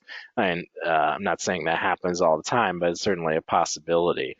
There's a way to account for that by showing that you, as the landfill, sent the outflow of beneficial reuse to another landfill. That's a possibility. So you would indicate, the tons of that material, and then the destination landfill to which you sent that material. Green material, beneficial reuse, if that were to occur and you sent that on to another landfill, again, provide the tons by jurisdiction of origin and the RDRS number of the destination facility. If you sent material to a broker or transporter, it would be the tons by material type, and RDRS number, contact information of the broker, and then disaster and designated waste. If you somehow, if you for whatever reason didn't dispose that, or um, you had that as an outflow, provide the tons by material type and the RDRS number of the destination facility to which that stream was sent. So that's for in-state. Now let's briefly talk about how to factor in, what actually went into the hole in terms of disposal. So this chart or diagram, indicates how you would, basically report the final deposition of material in landfill. So taking a look at this top arrow, this is material that was accepted from transfer processor A. And as I keep alluding to, that information was collected upstream from the disposal facility by the transfer processor. That information was retained in the system and is now being passed seamlessly through to the disposal. So this already has information associated with it, tons accepted, and then the jurisdiction breakdown of that waste. So there's no need for the disposal facility to modify any of that. And if that ended up going to disposal, all of that information passes through and is accounted for as the final deposition. So let's say you got 4,000 tons from the transfer processor A. What's passed through the system is the jurisdiction of origin breakdown of that material or that waste. So if you indicated you accepted it and for disposal, it would basically go in as 4,000 tons, and it would already have that from the allocation percentage, 50% Hayward, 50% Oakland. So there's no further action on the part of the disposal facility is required for those streams accepted from transfer processors. For solid waste accepted from direct haul and disposed, you would need to provide the tons by jurisdiction of origin and the source sector, because you're the one who is the first person who's receiving that material. So you will have the most granular information with respect to the solid waste accepted on the direct haul. So you'd provide the allocation breakdown, jurisdiction of origin breakdown for that direct haul material received and disposed. If there are any, like I alluded to, a composting facility on site and it produces residuals, that would go in as part of the direct hauled inflow, and it would be host assigned to the jurisdiction where this landfill is located. So as I mentioned before, disaster and designated waste, that does not have jurisdiction of origin associated with it. So you'll just provide the total aggregated tons of disaster debris and total aggregated tons of designated waste that was disposed, and no other additional information is required in terms of jurisdiction of origin or source sector for the disaster and designated waste. But it does need to be broken out as that and called out as designated waste or disaster debris. So, that essentially covers how to account for the material that ends up actually being disposed in landfill. Now, turning our attention to green material beneficial reuse, there's different ways in which beneficial reuse takes place in landfill. Alternative uses: alternative daily cover, alternative intermediate cover, construction, and landscaping and erosion control. Those are basically the four ways that material can be beneficially reused at a landfill, and then material can also be disposed. Basically, you would you have several different inflow streams of green material, each some of which, again, if they're accepted from a transfer processor, they already have the jurisdiction of origin associated with it, and it's seamlessly passed through to the disposal facility. And then at the top here, you have the direct hauled green material beneficial reuse accepted. So now you have to actually say how many tons went to each use, each beneficial reuse. So you would provide, for each of these streams, the total tons that were used as ADC, total tons of each of these streams that went to AIC, the total tons that went to construction, and the total tons that went to landscaping and erosion control. Now there's a little bit of a boo-boo here in terms of there's this box that's marked disposal. Now, if it were the case where you accept a beneficial reuse, but it went to disposal, you would need to actually go back out and say, I didn't accept it as beneficial reuse. I accepted it as solid waste. So for any of these tons that you accepted from beneficial reuse that ended up going to disposal, you would actually need to subtract those out from the inflow and put that back in as solid waste. So that kind of it's basically on the inflow. When you accept this material, it's going to be what what it's being used for. So there's no changing sort of your mind midway through the process. And actually, it didn't go the beneficial reuse. I accepted it as beneficial reuse, but it ended up going as disposal. Well, don't say that it was accepted for beneficial reuse. Just say it was accepted as disposal, and that's how we'll account for that. Non-green beneficial reuse is functionally the same, except there's no jurisdiction of origin information that's required. Instead, you would provide the material type instead for each use that's going to. So, for instance, you accepted ADC construction demolition material from transfer processor A, transfer processor B, and on the direct haul, you indicate in this flow, I sent, I used, 4,000 tons or however much went to ADC, AIC, construction landscaping of C and D. And if you used other material types, you would also provide those broken out separately. All right, so now we're continuing to talk about outflows from a disposal facility, and this is for out of state. So it's very much the same actually as a couple slides back on the disposal facility outflow in state. There are just a couple key differences that I want to highlight. So really the only one is if you're sending a outflow of recyclable material or a recycling composting outflow stream out of state, you would not need to provide the end user category, just simply the tons. So for instance, 1,000 tons of pellets, plastic pellet were sent to Oregon. That would be the extent of the reporting if you did in fact send a recycling composting outflow.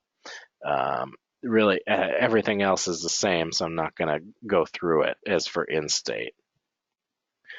All right, so now we had a couple questions here about sort of, folks were a little bit confused, I think, about this. Recycling and composting facilities are different from transfer processors because they don't have a solid waste facilities permit, but they they sell or transfer 100 tons or more of intermediate products, created from engaging in recycling basically, and creating intermediate products that are then sent to other either other recyclers or to end users. so yeah, they meet or exceed the de minimis tonnage threshold of 100 tons or quarter for material sold or transferred. And recycler composters do not report on what they receive, only what they send out. So our requirements for recycler composters are actually pretty simple. So in the next slide or two, we'll keep track. We'll cover what to keep track of for each outflow sent to either other reporting entities, end users, or out of state. So just kind of back, yeah, that I probably should have been on this slide when I was talking about it. But yeah, again, any recycling facility is defined as any facility or operation that recycles material. Recycling, of course, has the definition described here, and engages in activities that we describe in the regulations. So if you do these activities, this is a clue that you may be a recycler. So you sorting, cleaning, baling, shredding, pulping, cullet making, flaking, pelletizing, mulching, that kind of thing, grinding, shredding, that kind of thing. That's a clue that you may be considered a recycler as defined in these regulations. So do I do any of the actions that you described in that slide, all those verbs that I just mentioned? Do you create intermediate products, meaning things that substitute for virgin material in a manufacturing, construction, or agricultural process? Do you produce things like pellets, flake, pulp, metal bales, glass cullet, things that replace fuel, wood chips, compost, or biosolids? That's a clue that you would be in as a recycler. And again, the tonnage threshold is listed there. So here are some entities that we would probably consider recycling and composting. Material recovery facilities that do not have a solid waste facilities permit or don't require one, also known as a recycling center or a clean MRF. A wastewater treatment plant has been basically shoehorned in to the definition. Paper pulpers, textile fiber reclaimers, plastic reclaimers, shredders, grinders, flakers, pelletizers, metal shredders, and processors, glass cullet manufacturers and beneficiators, BCRP recyclers or processors if they meet or exceed the de minimis tonnage threshold, which many of them do not. Carpet collectors, C&D, inert debris recyclers, chipping and grinding facilities, medium volume wood debris chipping and grinding, C&D wood debris chipping and grinding, automobile shredders, compostable material handling facilities operations, also known as composting facilities, composting research operations, in vessel digestion, wastewater treatment plant. So that sort of runs the gamut of entities that would be considered recycler / composter in the regulations. So this is basically mirroring the who's in and who's out list that is in the regulations text, and the reporting requirements for recycler / composter is located in section 18815.7 of the regulatory text. So again, recycler composters only need to report on what leaves the facility, and this is, provided that they meet or exceed the quarterly de minimis tonnage threshold.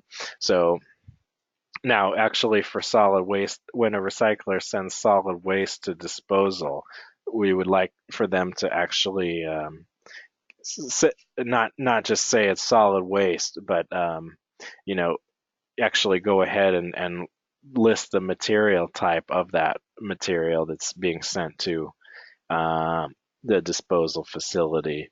So, but it may very well be the case that it's sent out as mixed or MRF fines or mixed materials or something like that. So that kind of reporting would be acceptable. We want to try to account for when for a nightmare scenario of when a recycler bales up PET or another commodity and then not able to find a destination for that, and instead it has to be disposed. We would like for that to be reported upon by material type. So if it is the case where, we're having to landfill finished bales of material, we would want to know what that bale consisted of, and the RDR and the destination facility and their contact information. If a recycler composter sends material to another recycler composter, so maybe a secondary processing of that material, they would report the tons of each material sent to that secondary processor or other recycler, and their contact information. Let's say the recycler / composter is making plastic PET pellets. That's engaging in a recycling activity wherein intermediate products are produced, and then if they're sold to end user, you would need to report the tons by material type and the end user category by region, as outlined in the regulations. So it would be 500 tons of plastic pellets sent to end user category, end user manufacturer in Los Angeles County, if that's where it went. If they were to send a non-green potential beneficial reuse to landfill, they would need to provide the tons by material type and RDRS number / contact information of the destination facility. So that's let's say there's a composting facility and it produces compost overs, and that's sent to a ADC compost. That's technically not green beneficial reuse. It's another material type. I know that's a confusing distinction, but work with me here. So that would need to be indicated as like 500 tons of composting over sent to,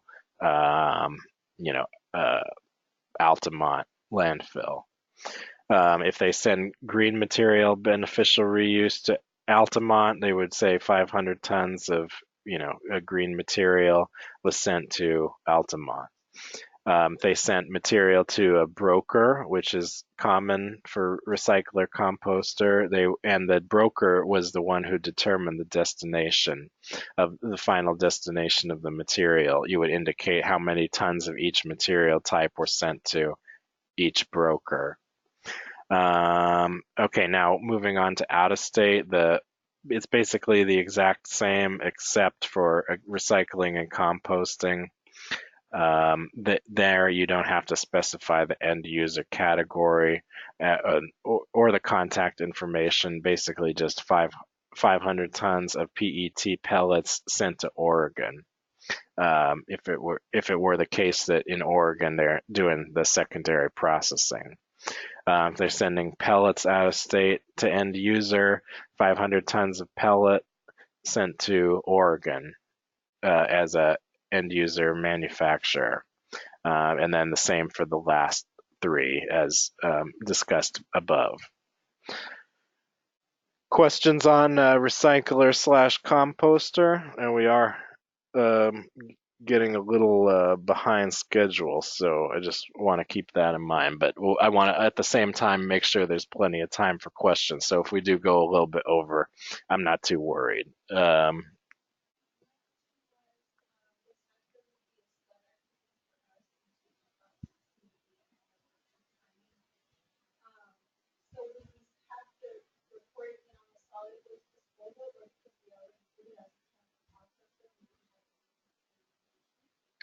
Oh yeah, so if you're a dependent sub activity, you don't all of the reporting is done by that lead activity. So you're saying that the chip and grind produces residual, and is that no?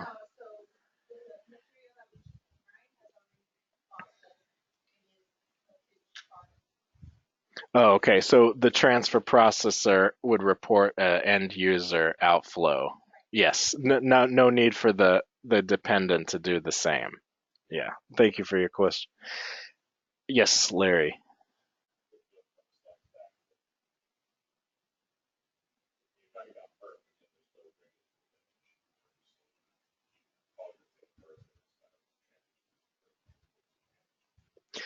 Correct.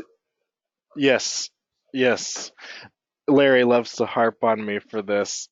He was indicating that there is no regulatory definition of MRF, and the ones that do, he wanted me to remind folks that the ones that do have a solid waste facilities permit would need to register and report as a transfer processor, not as a recycler composter.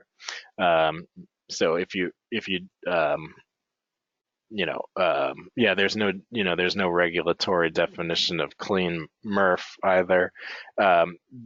We're speaking about recycling and composting facilities and operations that, um, meet the three-part or don't meet the three-part test, basically, in terms of, the residuals that they generated, the solid waste that they handle, and the contamination threshold being under 10% residual, under which, of course, a solid waste facilities permit is not required.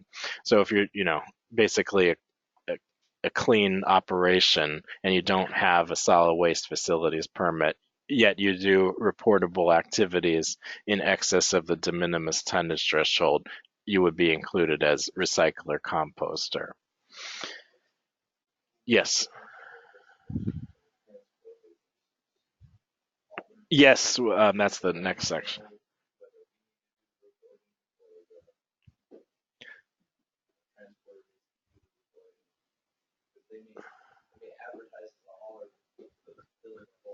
Sure, sure. Yes, the question was about when will we cover transporter, broker, and that is going to be in the subsequent section.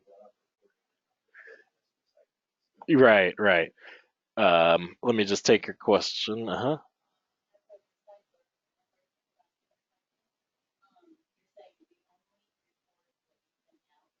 Correct.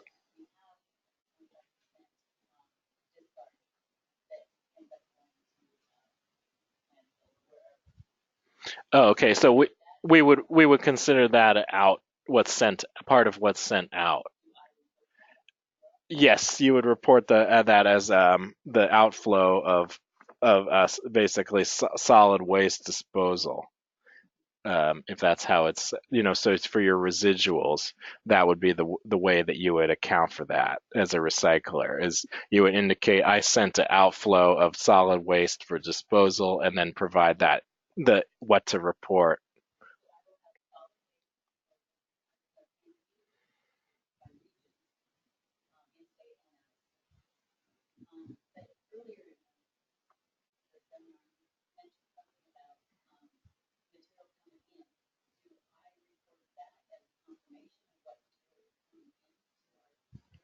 Oh, so just to clarify, yeah, under no circumstance would you as a recycler need to report what comes in.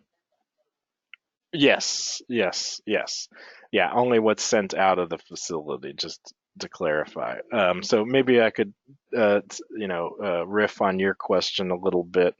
Um, so, speaking about the recycler composter, going to broker, sending material to broker transporter, that kind of outflow. Um, if it's basically all of the everything hinges on who determines the destination of the material.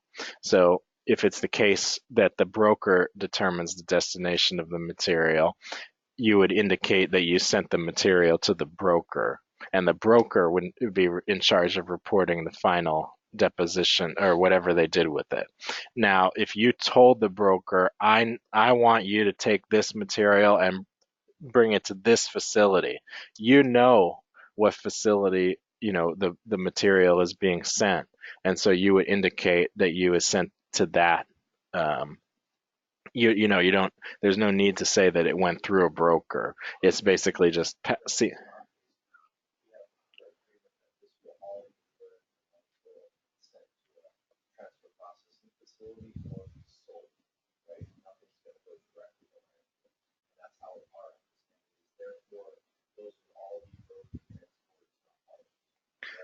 But you don't know which specific landfill. It's just that it's not going to landfill.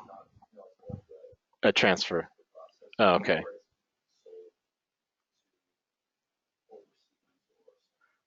Yeah. So if it's the case that you don't know what happens to it and you don't control the destination, you simply indicate that it was gone, went to the broker. Okay. Awesome. Yes.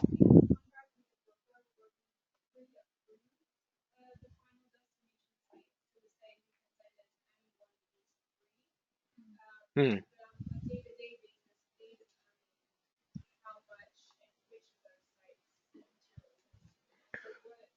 Yeah, that's quite interesting. Let me just paraphrase that for the chat. The gentlelady indicated that they have an arrangement with the broker, but it's it could be one of several sites, and it's on a day-to-day basis. They're not determining which specific site it is that is going to. In that instance, I don't think I have a clear answer for you. I think we'll need to follow up offline and see exactly what's going on with respect to that. But that's a very interesting point that you raised, and so I definitely want to follow up with that, and we'll make sure that that's properly accounted for either through the broker or through you all. So it may be the case where you could just you would provide the three destinations and then maybe do some sort of breakdown between that as like an average or something like that. But we can definitely talk through how to make that happen and make that work. But thank you very much for the question. Oh, let me just take this lady in the back and I'll come right back to you. Yes, ma'am.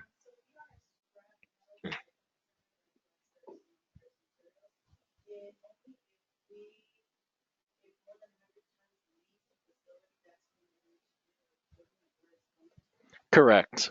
Yeah. So it's on a per site basis, basically. Yeah. If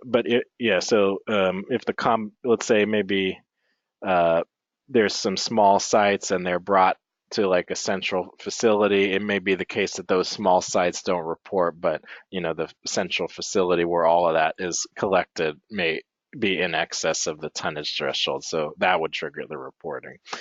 Yes.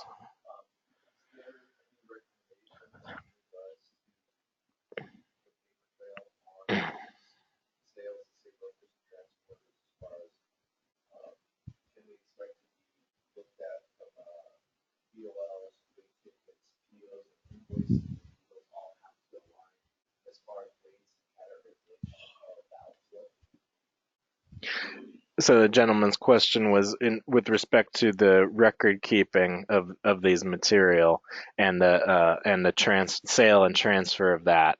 Um, there are specific things that we recommend folks hang on to basically document that process actually did take place. So in the context of a records review, it may be the case that we could ask for some of that stuff. um, I couldn't say offhand. I'm sorry, but I think a lot of this corresponds to section 18815.11 and 18815.12, which are not I'm not covering in great detail today, but I definitely want to make sure we get an answer for you as to what specific information are we required to look at. Just taking a brief look at point 11, it discusses several things that need to be retained in terms of the documenting these data. Um, one of the things it talks about is bills of lading, receipts, monthly billing statements to any person transferring material, and contact information for those entities, daily log entries prepared by the reporting entity detailing the acceptance, transport, or delivery of material, the associated amounts, sources, material types, jurisdictions of origin, and the associated dates. Don't worry about the jurisdiction of origin because it's not for solid waste. That's only for solid waste. Um, the weight tags for individual haulers, transfer or other loads that identify the hauler, vehicle weight, vehicle type, quantity, unit of measure. See, a lot of this is it says as applicable to your reporting entity type. So, some of these provisions apply to, solid waste handlers. Some apply to recycler composters. So I would need to sort of parse this down and determine, what exactly it is that for your reporting entity you would need to retain in terms of that record keeping requirements. I definitely want to have that as part of the next workshop that we do. So, and I also want to make sure we get an answer for any specific questions that you might have. So appreciate all the suggestions, and we'll try to cover that as best we can. Let's go to this gentleman, and I'll take you right after.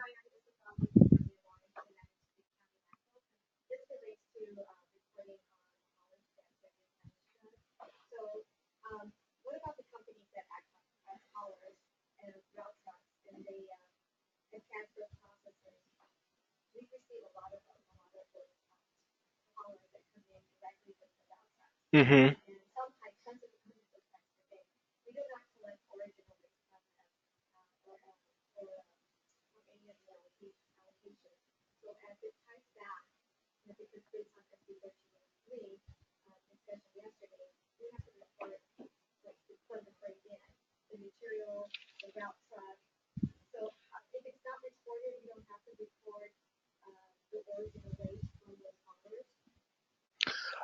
Well, my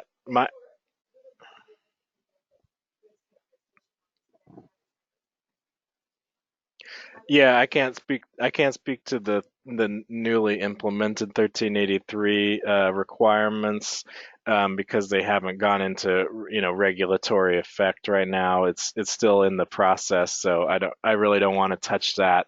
I don't want to go anywhere near 1383, but within this context. But with respect to your question, you know. Um, I my understanding was that even as of DRS, the route truck, anytime a person enters passes through the gatehouse or scale house, that they are required to be asked where the waste is coming from. So, or maybe it's the case that you get periodic reports from the route trucks. So, yeah, that's okay.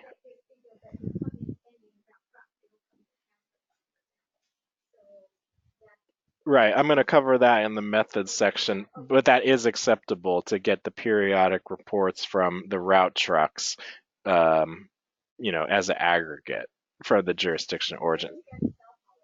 Yes. Yeah, it wouldn't be the case that now suddenly you have to ask each route truck coming in, because that could be, as you said, thousands of times per day or something like that, or hundreds of times per day. So if you have a system where periodic reports and they provide the jurisdiction of origin, you can still continue to do that. So hopefully that helps. Yeah, and we'll cover that in the methods section. So um, let's see. Oh, yes, please go ahead. Okay. All right. Yeah. So we're getting a little short on time here, so I'm going to try to condense this last section. It actually won't take very long at all.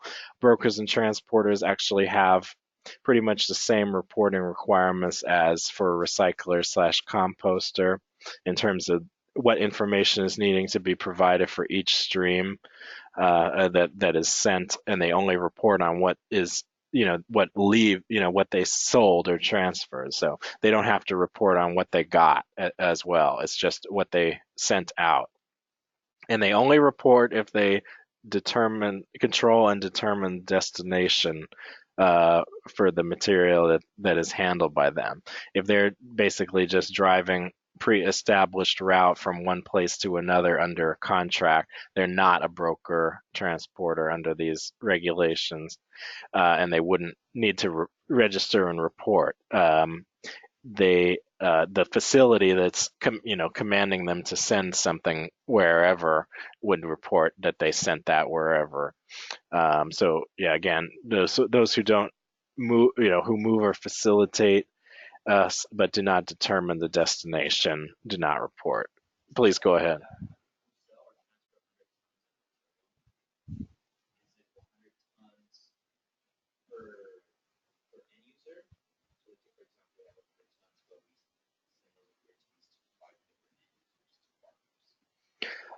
Oh, it says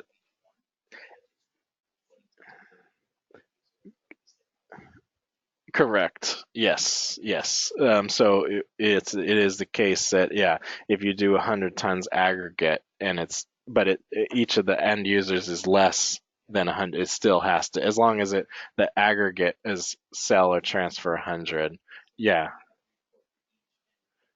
correct. Yes. But I think LA San, there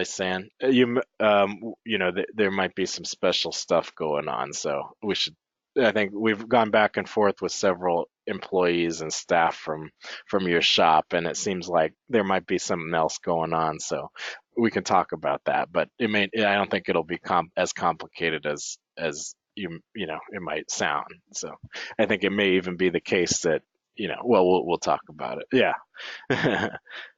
Very good. So again, I'm not going to spend too much time on this because these reporting requirements are identical to what was described in the previous slide. So this outlines essentially, for each stream that they handle, how would they report that in RDRS in the context of a quarterly report. All right. So let's see here. Where is this stopped working? All right, I'm just gonna take a moment and see if the computer wakes up. If not, we can try something else.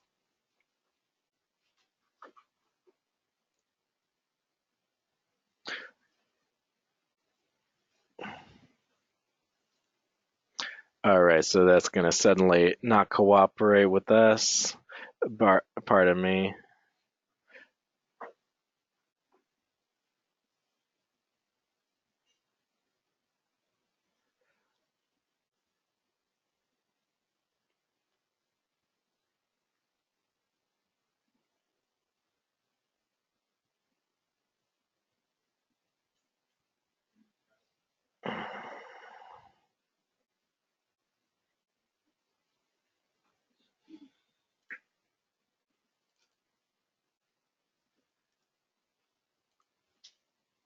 Okay, great.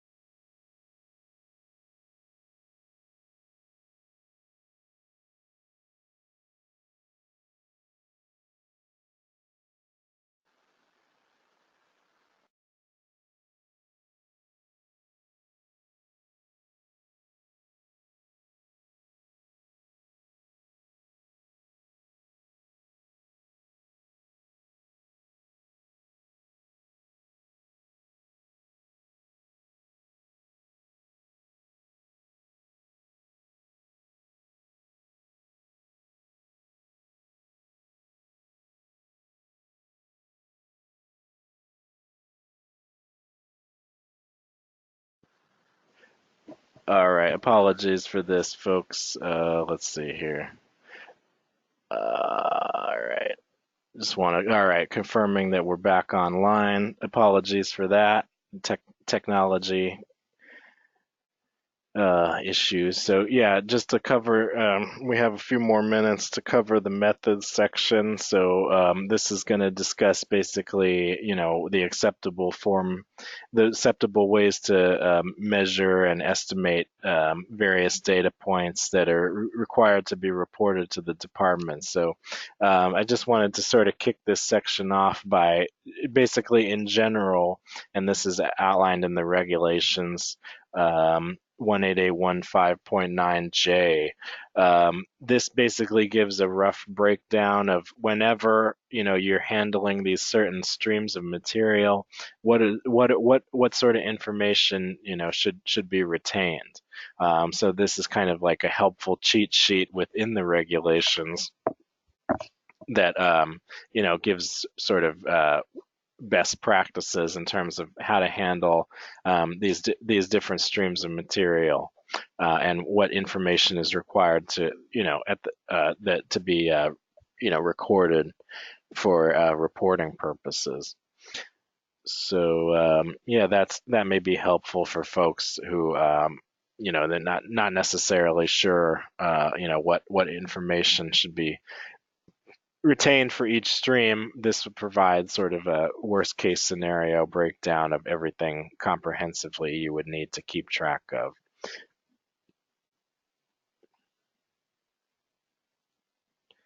All right, let's see what's going on here.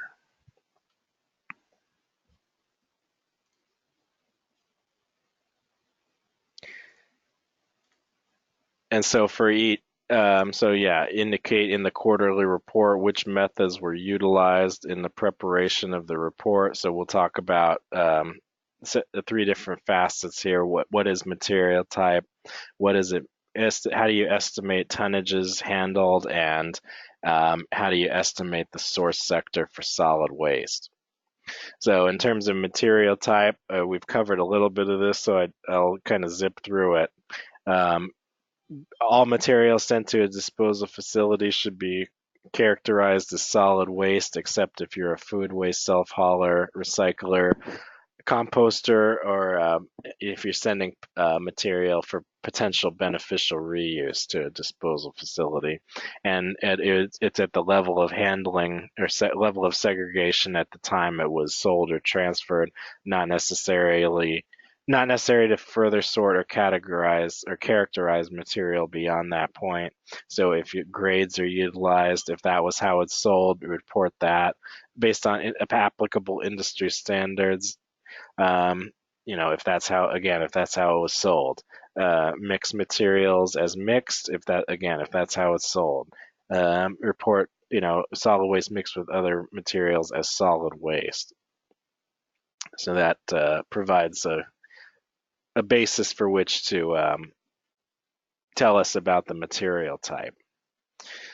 Beneficial reuse should be reported in the following fashion. If it's going for ADC or AIC, it would be within these categories as outlined in the Title 27 state minimum standards for a landfill. So, these also require a prior enforcement agency approval prior to use. So you wouldn't just start using these all of a sudden. You would, of course, have had to have obtained approval to use alternative daily cover and the specific material type. So you would continue to do that and report it according to those categories. And this is already the case in DRS, so this should not be that new.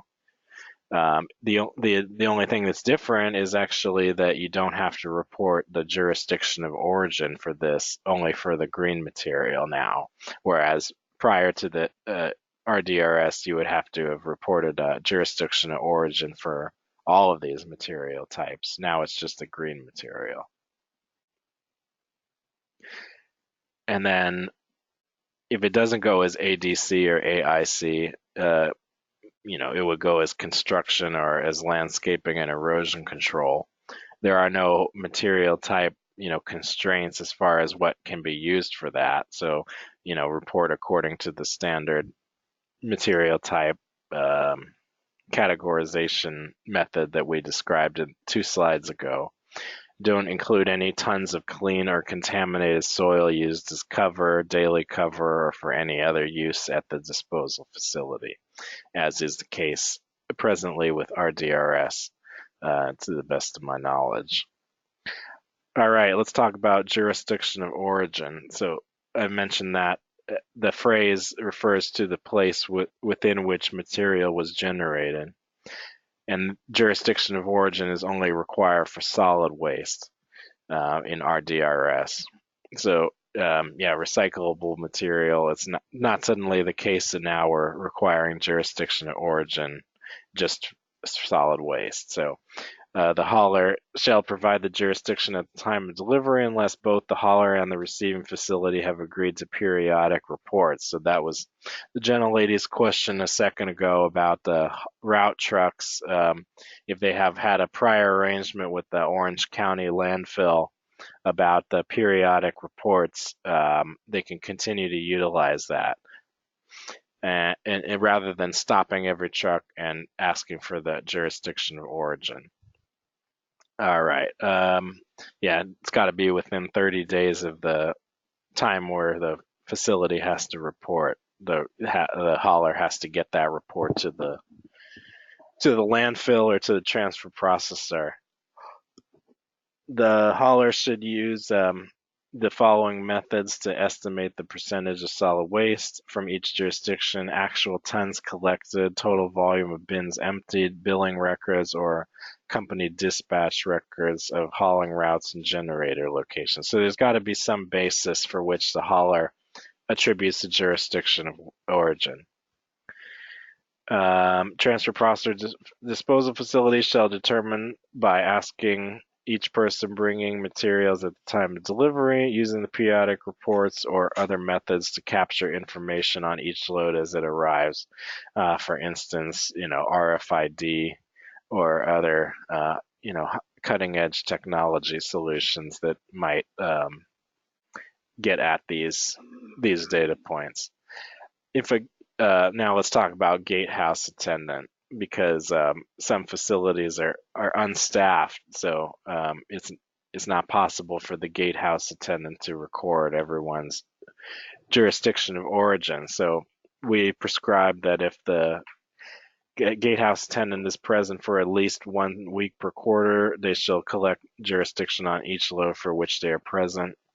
If they're not present for that, at least that duration, they should do an origin survey once per reporting period, and for 1 week in duration, apply those percentages to the tonnages that were not assigned jurisdiction of origin.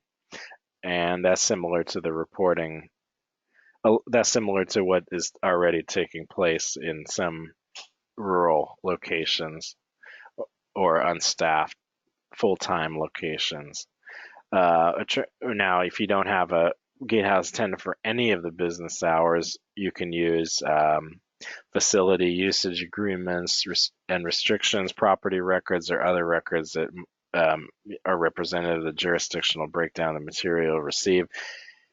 Anything that would get at sort of what is the jurisdiction of origin for what's going into that facility. And then very worst case scenario, you have no gatehouse attendant, you have no representative basis for determining destination. Worst case scenario, all the material accepted, there is host assigned to that jurisdiction.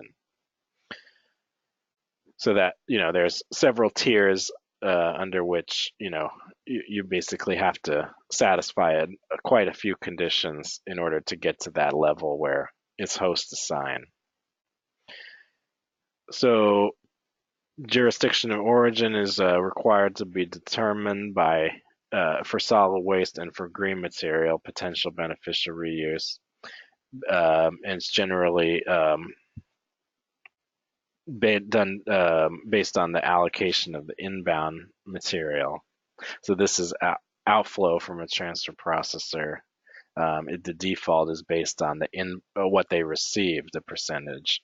The percentage they received is going to be, by default, the percentage that goes out to each facility, unless the jurisdiction adjusts the percentages, for instance, segregated individual loads, or they have more granular data about certain jurisdictions, loads that come in are cleaner or dirtier. They can adjust the outbound allocation percentages for each outflow of solid waste. Recycler, composter, and broker transporters should host assign the jurisdiction of origin for the solid waste and green material potential beneficial reuse sent. Oh, excuse me.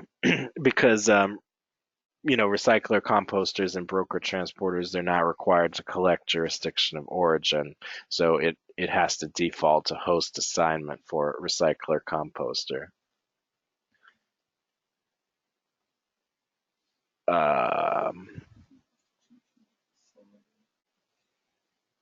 All right. Facility may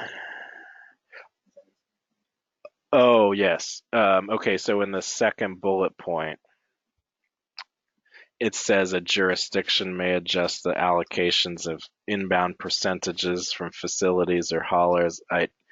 It should say a facility or operation may adjust the allocations because they're the ones that are doing that. So apologies for the typo on that.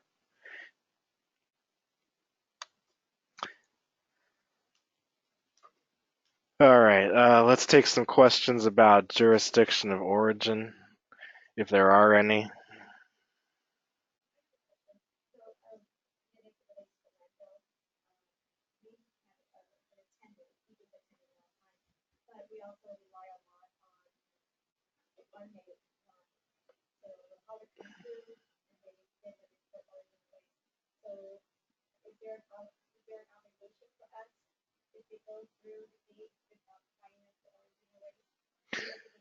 Right, right. So the gentle lady from Orange County brought up this issue of they don't necessarily stop at the gate. They have a RFID or some other technology system that passes that information along at without requiring them to stop. And my answer to your question is it's basically this third bullet point on this slide. Other methods to capture the information on each load as it arrives. So to the extent that RFID is communicating that information to you, then you can continue to use that. Thank you. Question about can you define host assigned? Yeah, a host assigned is the jurisdiction within which the facility or operation is located. All right, source sector. So I alluded to this previously, but it basically means the source from which the solid waste is generated initially. So residential, single family residential, contract haul commercial, and multifamily residential is, basically commercial. And then self-hauled, meaning it was hauled by the generator to the facility. We would like for the disaster and the designated waste to be assigned to the self-hauled source sector, just for reporting purposes.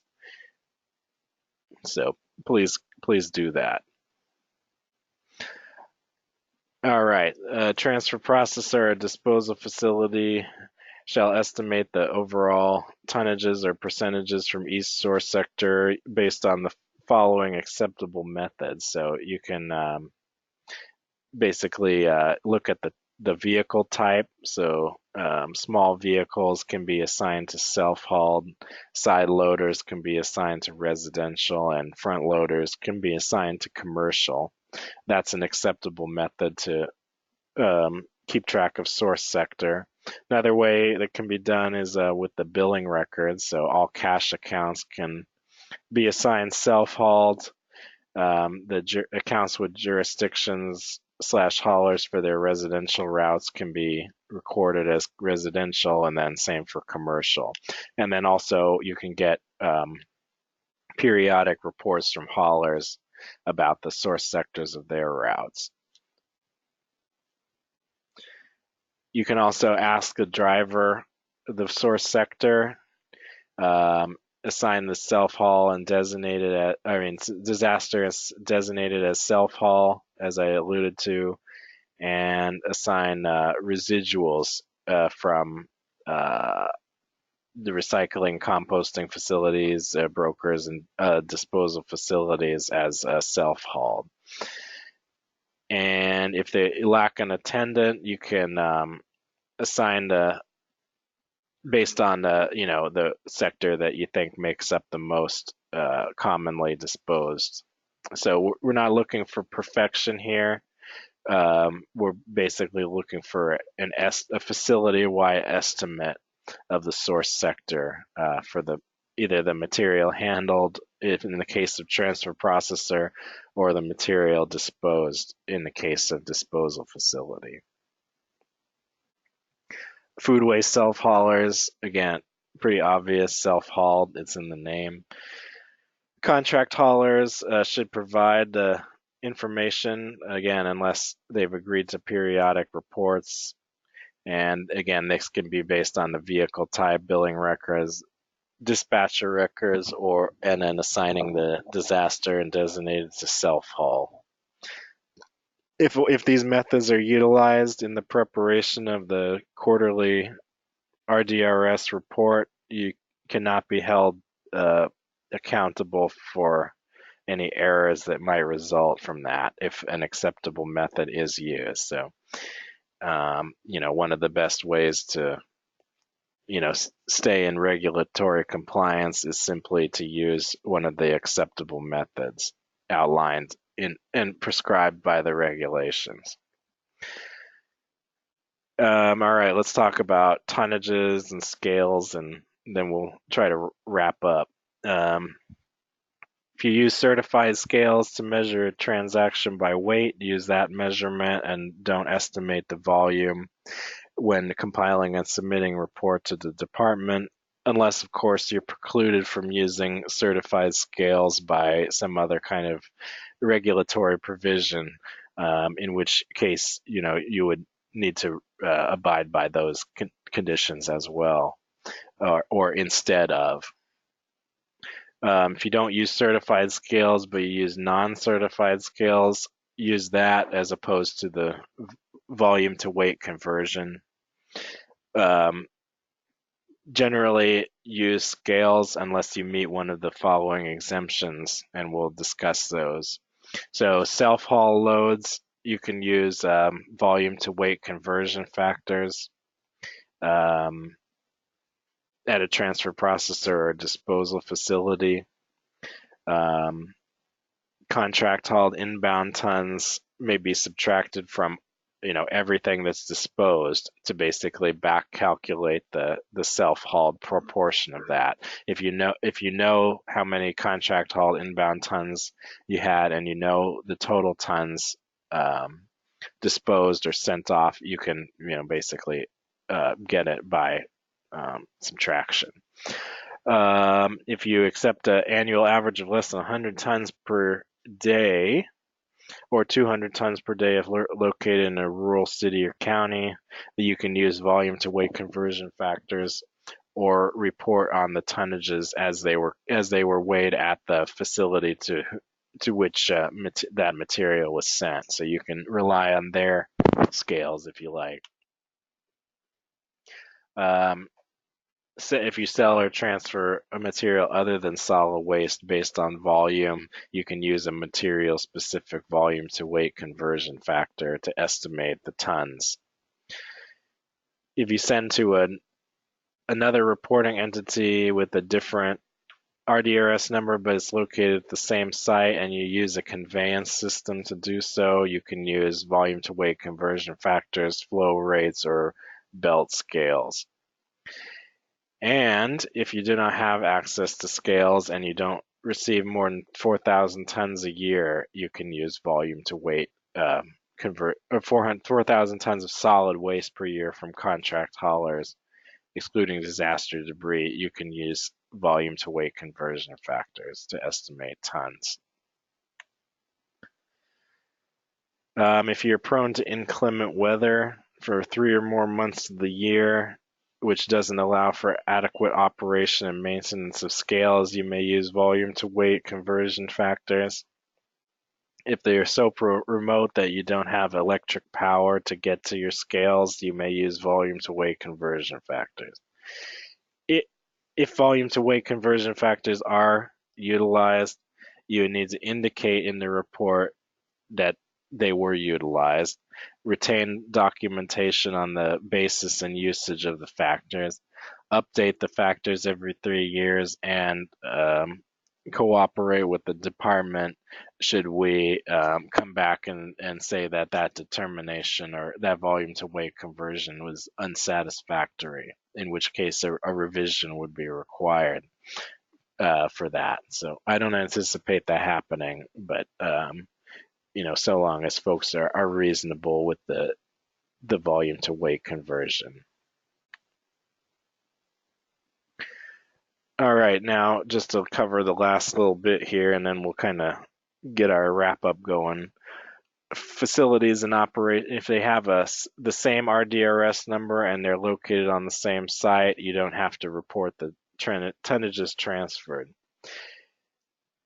If you send separated recyclables or separated organics to another entity with a different RDRS number, you're not required to record those transferred tonnages. If you send solid waste or potential beneficial reuse to a different RDRS number, you got to report that.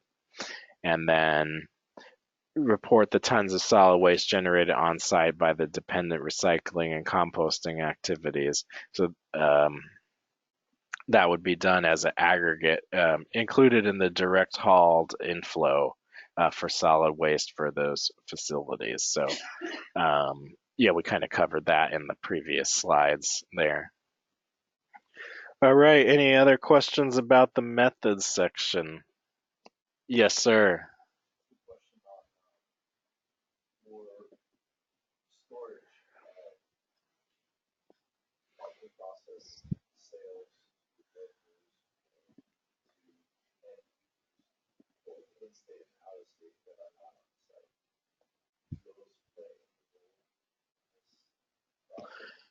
Oh, so the question is about off-site storage of material that's yet to be sent to either brokers or end users or other facilities. How is there a need to account for that or call that out? Or is it at point of sale? I don't think there's a need to directly indicate that, you wouldn't need to say we took it across the street and then we finally sold it.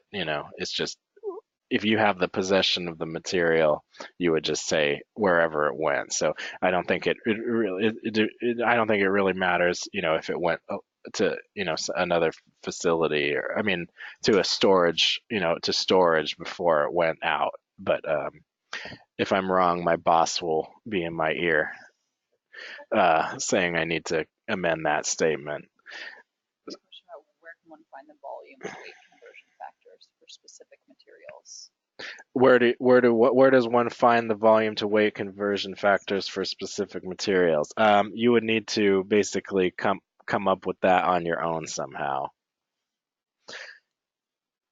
Let's see, other questions? Yes, please.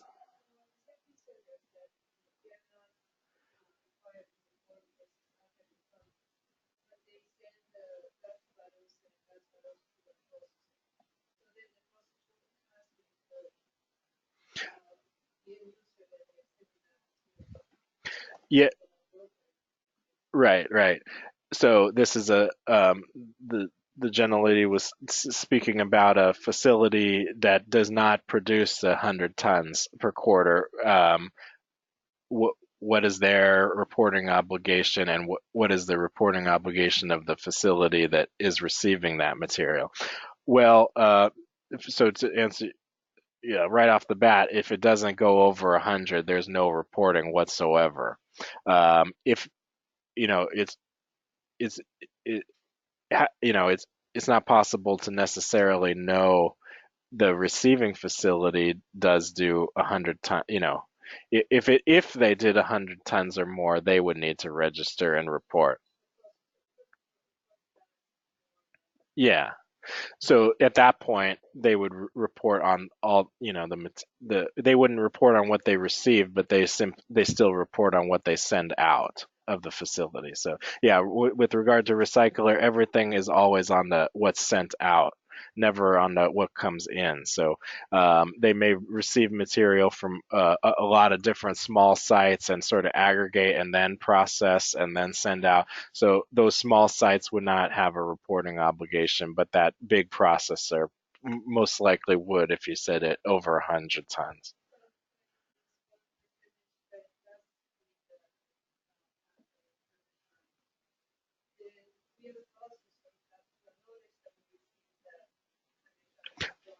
Oh no, no, it's still only out what goes out. Uh-huh. Did you have a question? Yes.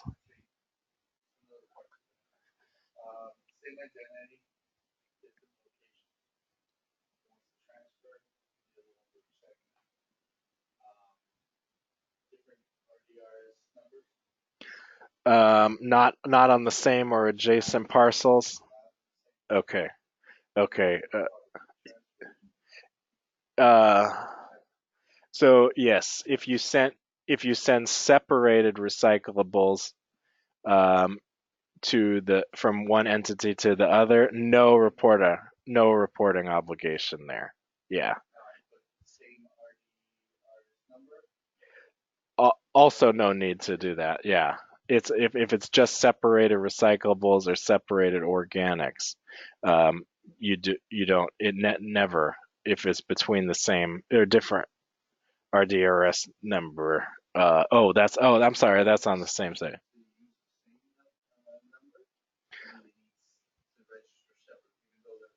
Oh, so they're not, okay, my apologies. So they're not on the same site. So they would need to, yeah, you would need to get a RDRS number for the transfer processor and a RDRS number for the recycler composter. And I think, yeah, most likely you would need to report the tonnages transferred between those facilities. But there may be some exceptions. So I'm curious to hear a little bit more about it. We can talk about, you know, everything that might apply to that. Was there another hand? Yes.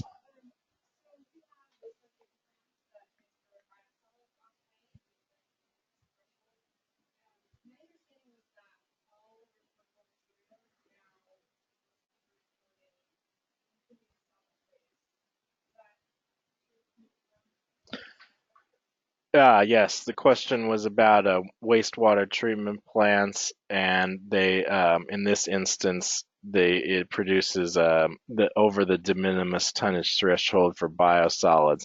Does that now bring in other aspects of reporting? Um, uh, my understanding is that yes, it would.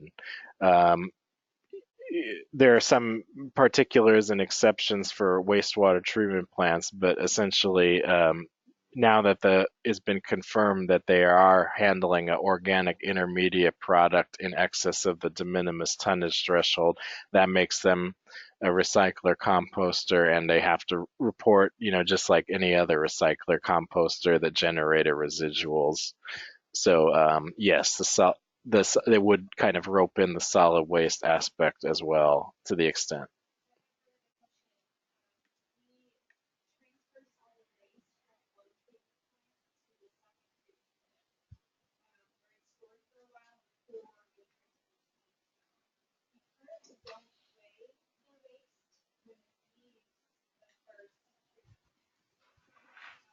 hmm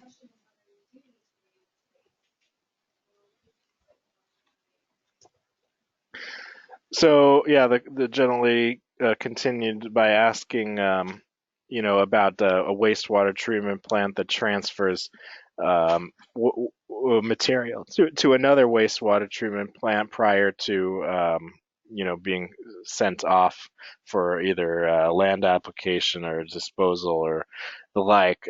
We do have. I'm looking in the consulting the regulations, and there is a provision that. A wastewater treatment plant that only sends material to other wastewater treatment plants, but that's not the case because they additionally send material to or to land application. Yeah, and it's not done with like pipes or anything. It's actually a truck that does it. Yeah, just to be on the safe side, I think it would make sense to have to scale that, unless unless that's precluded by some other provision. Yeah, you would need to indicate that, X amount of tons were transferred between from one wastewater treatment plant to the other, unless, there's a lot of working pieces at play here. So, there's about, there's quite a few exceptions to all of this. So, I may not be thinking of one of them, to be honest with you, but my understanding is that, you know, if it's as you described, it would need to be reported. Yes, it would. Yes, ma'am.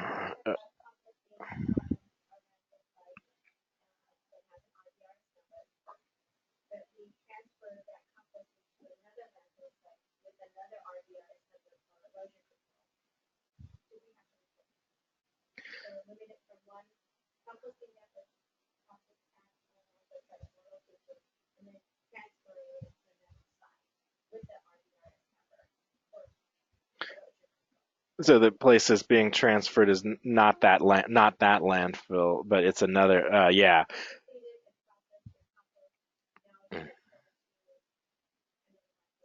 So that's a non-green beneficial reuse outflow from the composting facility. So you would indicate the tons. So yes, it would be reportable, I'm afraid. Tons of finished compost sent as non-green beneficial reuse to that landfill. Hmm. You're welcome. Any other? Yes, sir. On the back.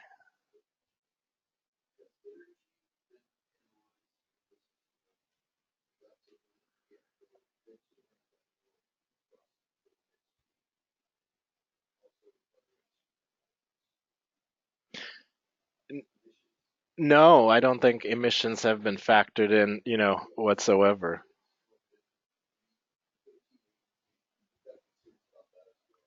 Right, right.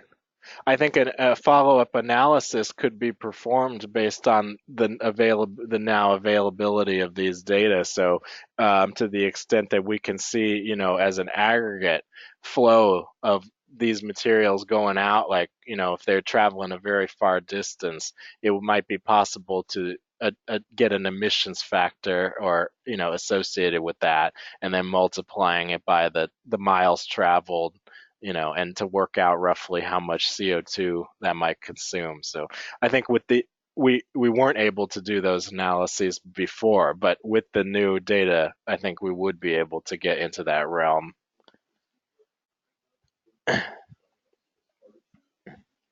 In terms of CEQA for this regulatory package, we were, I think, exempted from CEQA.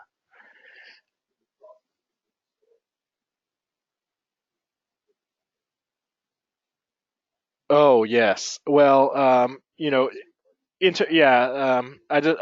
want to just, focus back on the reporting, but yeah, each of the landfills when they were constructed uh needed to get some kind of CEQA, I'm guessing. So I don't know. That probably doesn't answer your question, so I'm sorry. Mhm. Yeah, there was a CEQA analysis done for 1383. Yeah, yeah, in process. Yes, ma'am.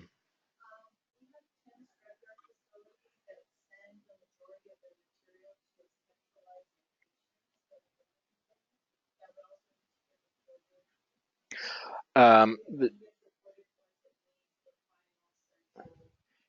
th- do those satellite facilities ever go above 100 tons or?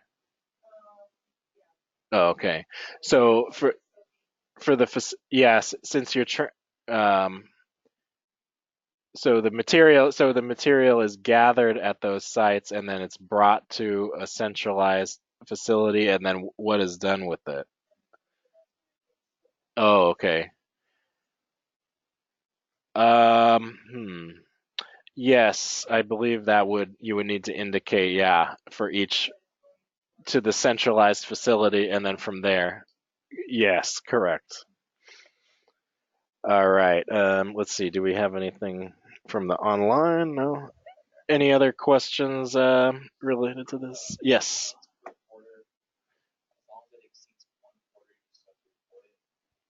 Oh yeah, so you only report when it goes over 100 tons for that quarter. You would need to still register your facility, and basically for all the other quarters for which you didn't go above the tonnage threshold, you would still need to log in, but you would simply say, I have no reportable activities for that quarter. If you,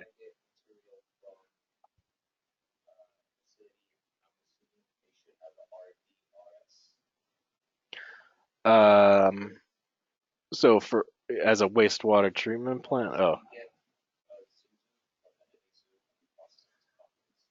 okay.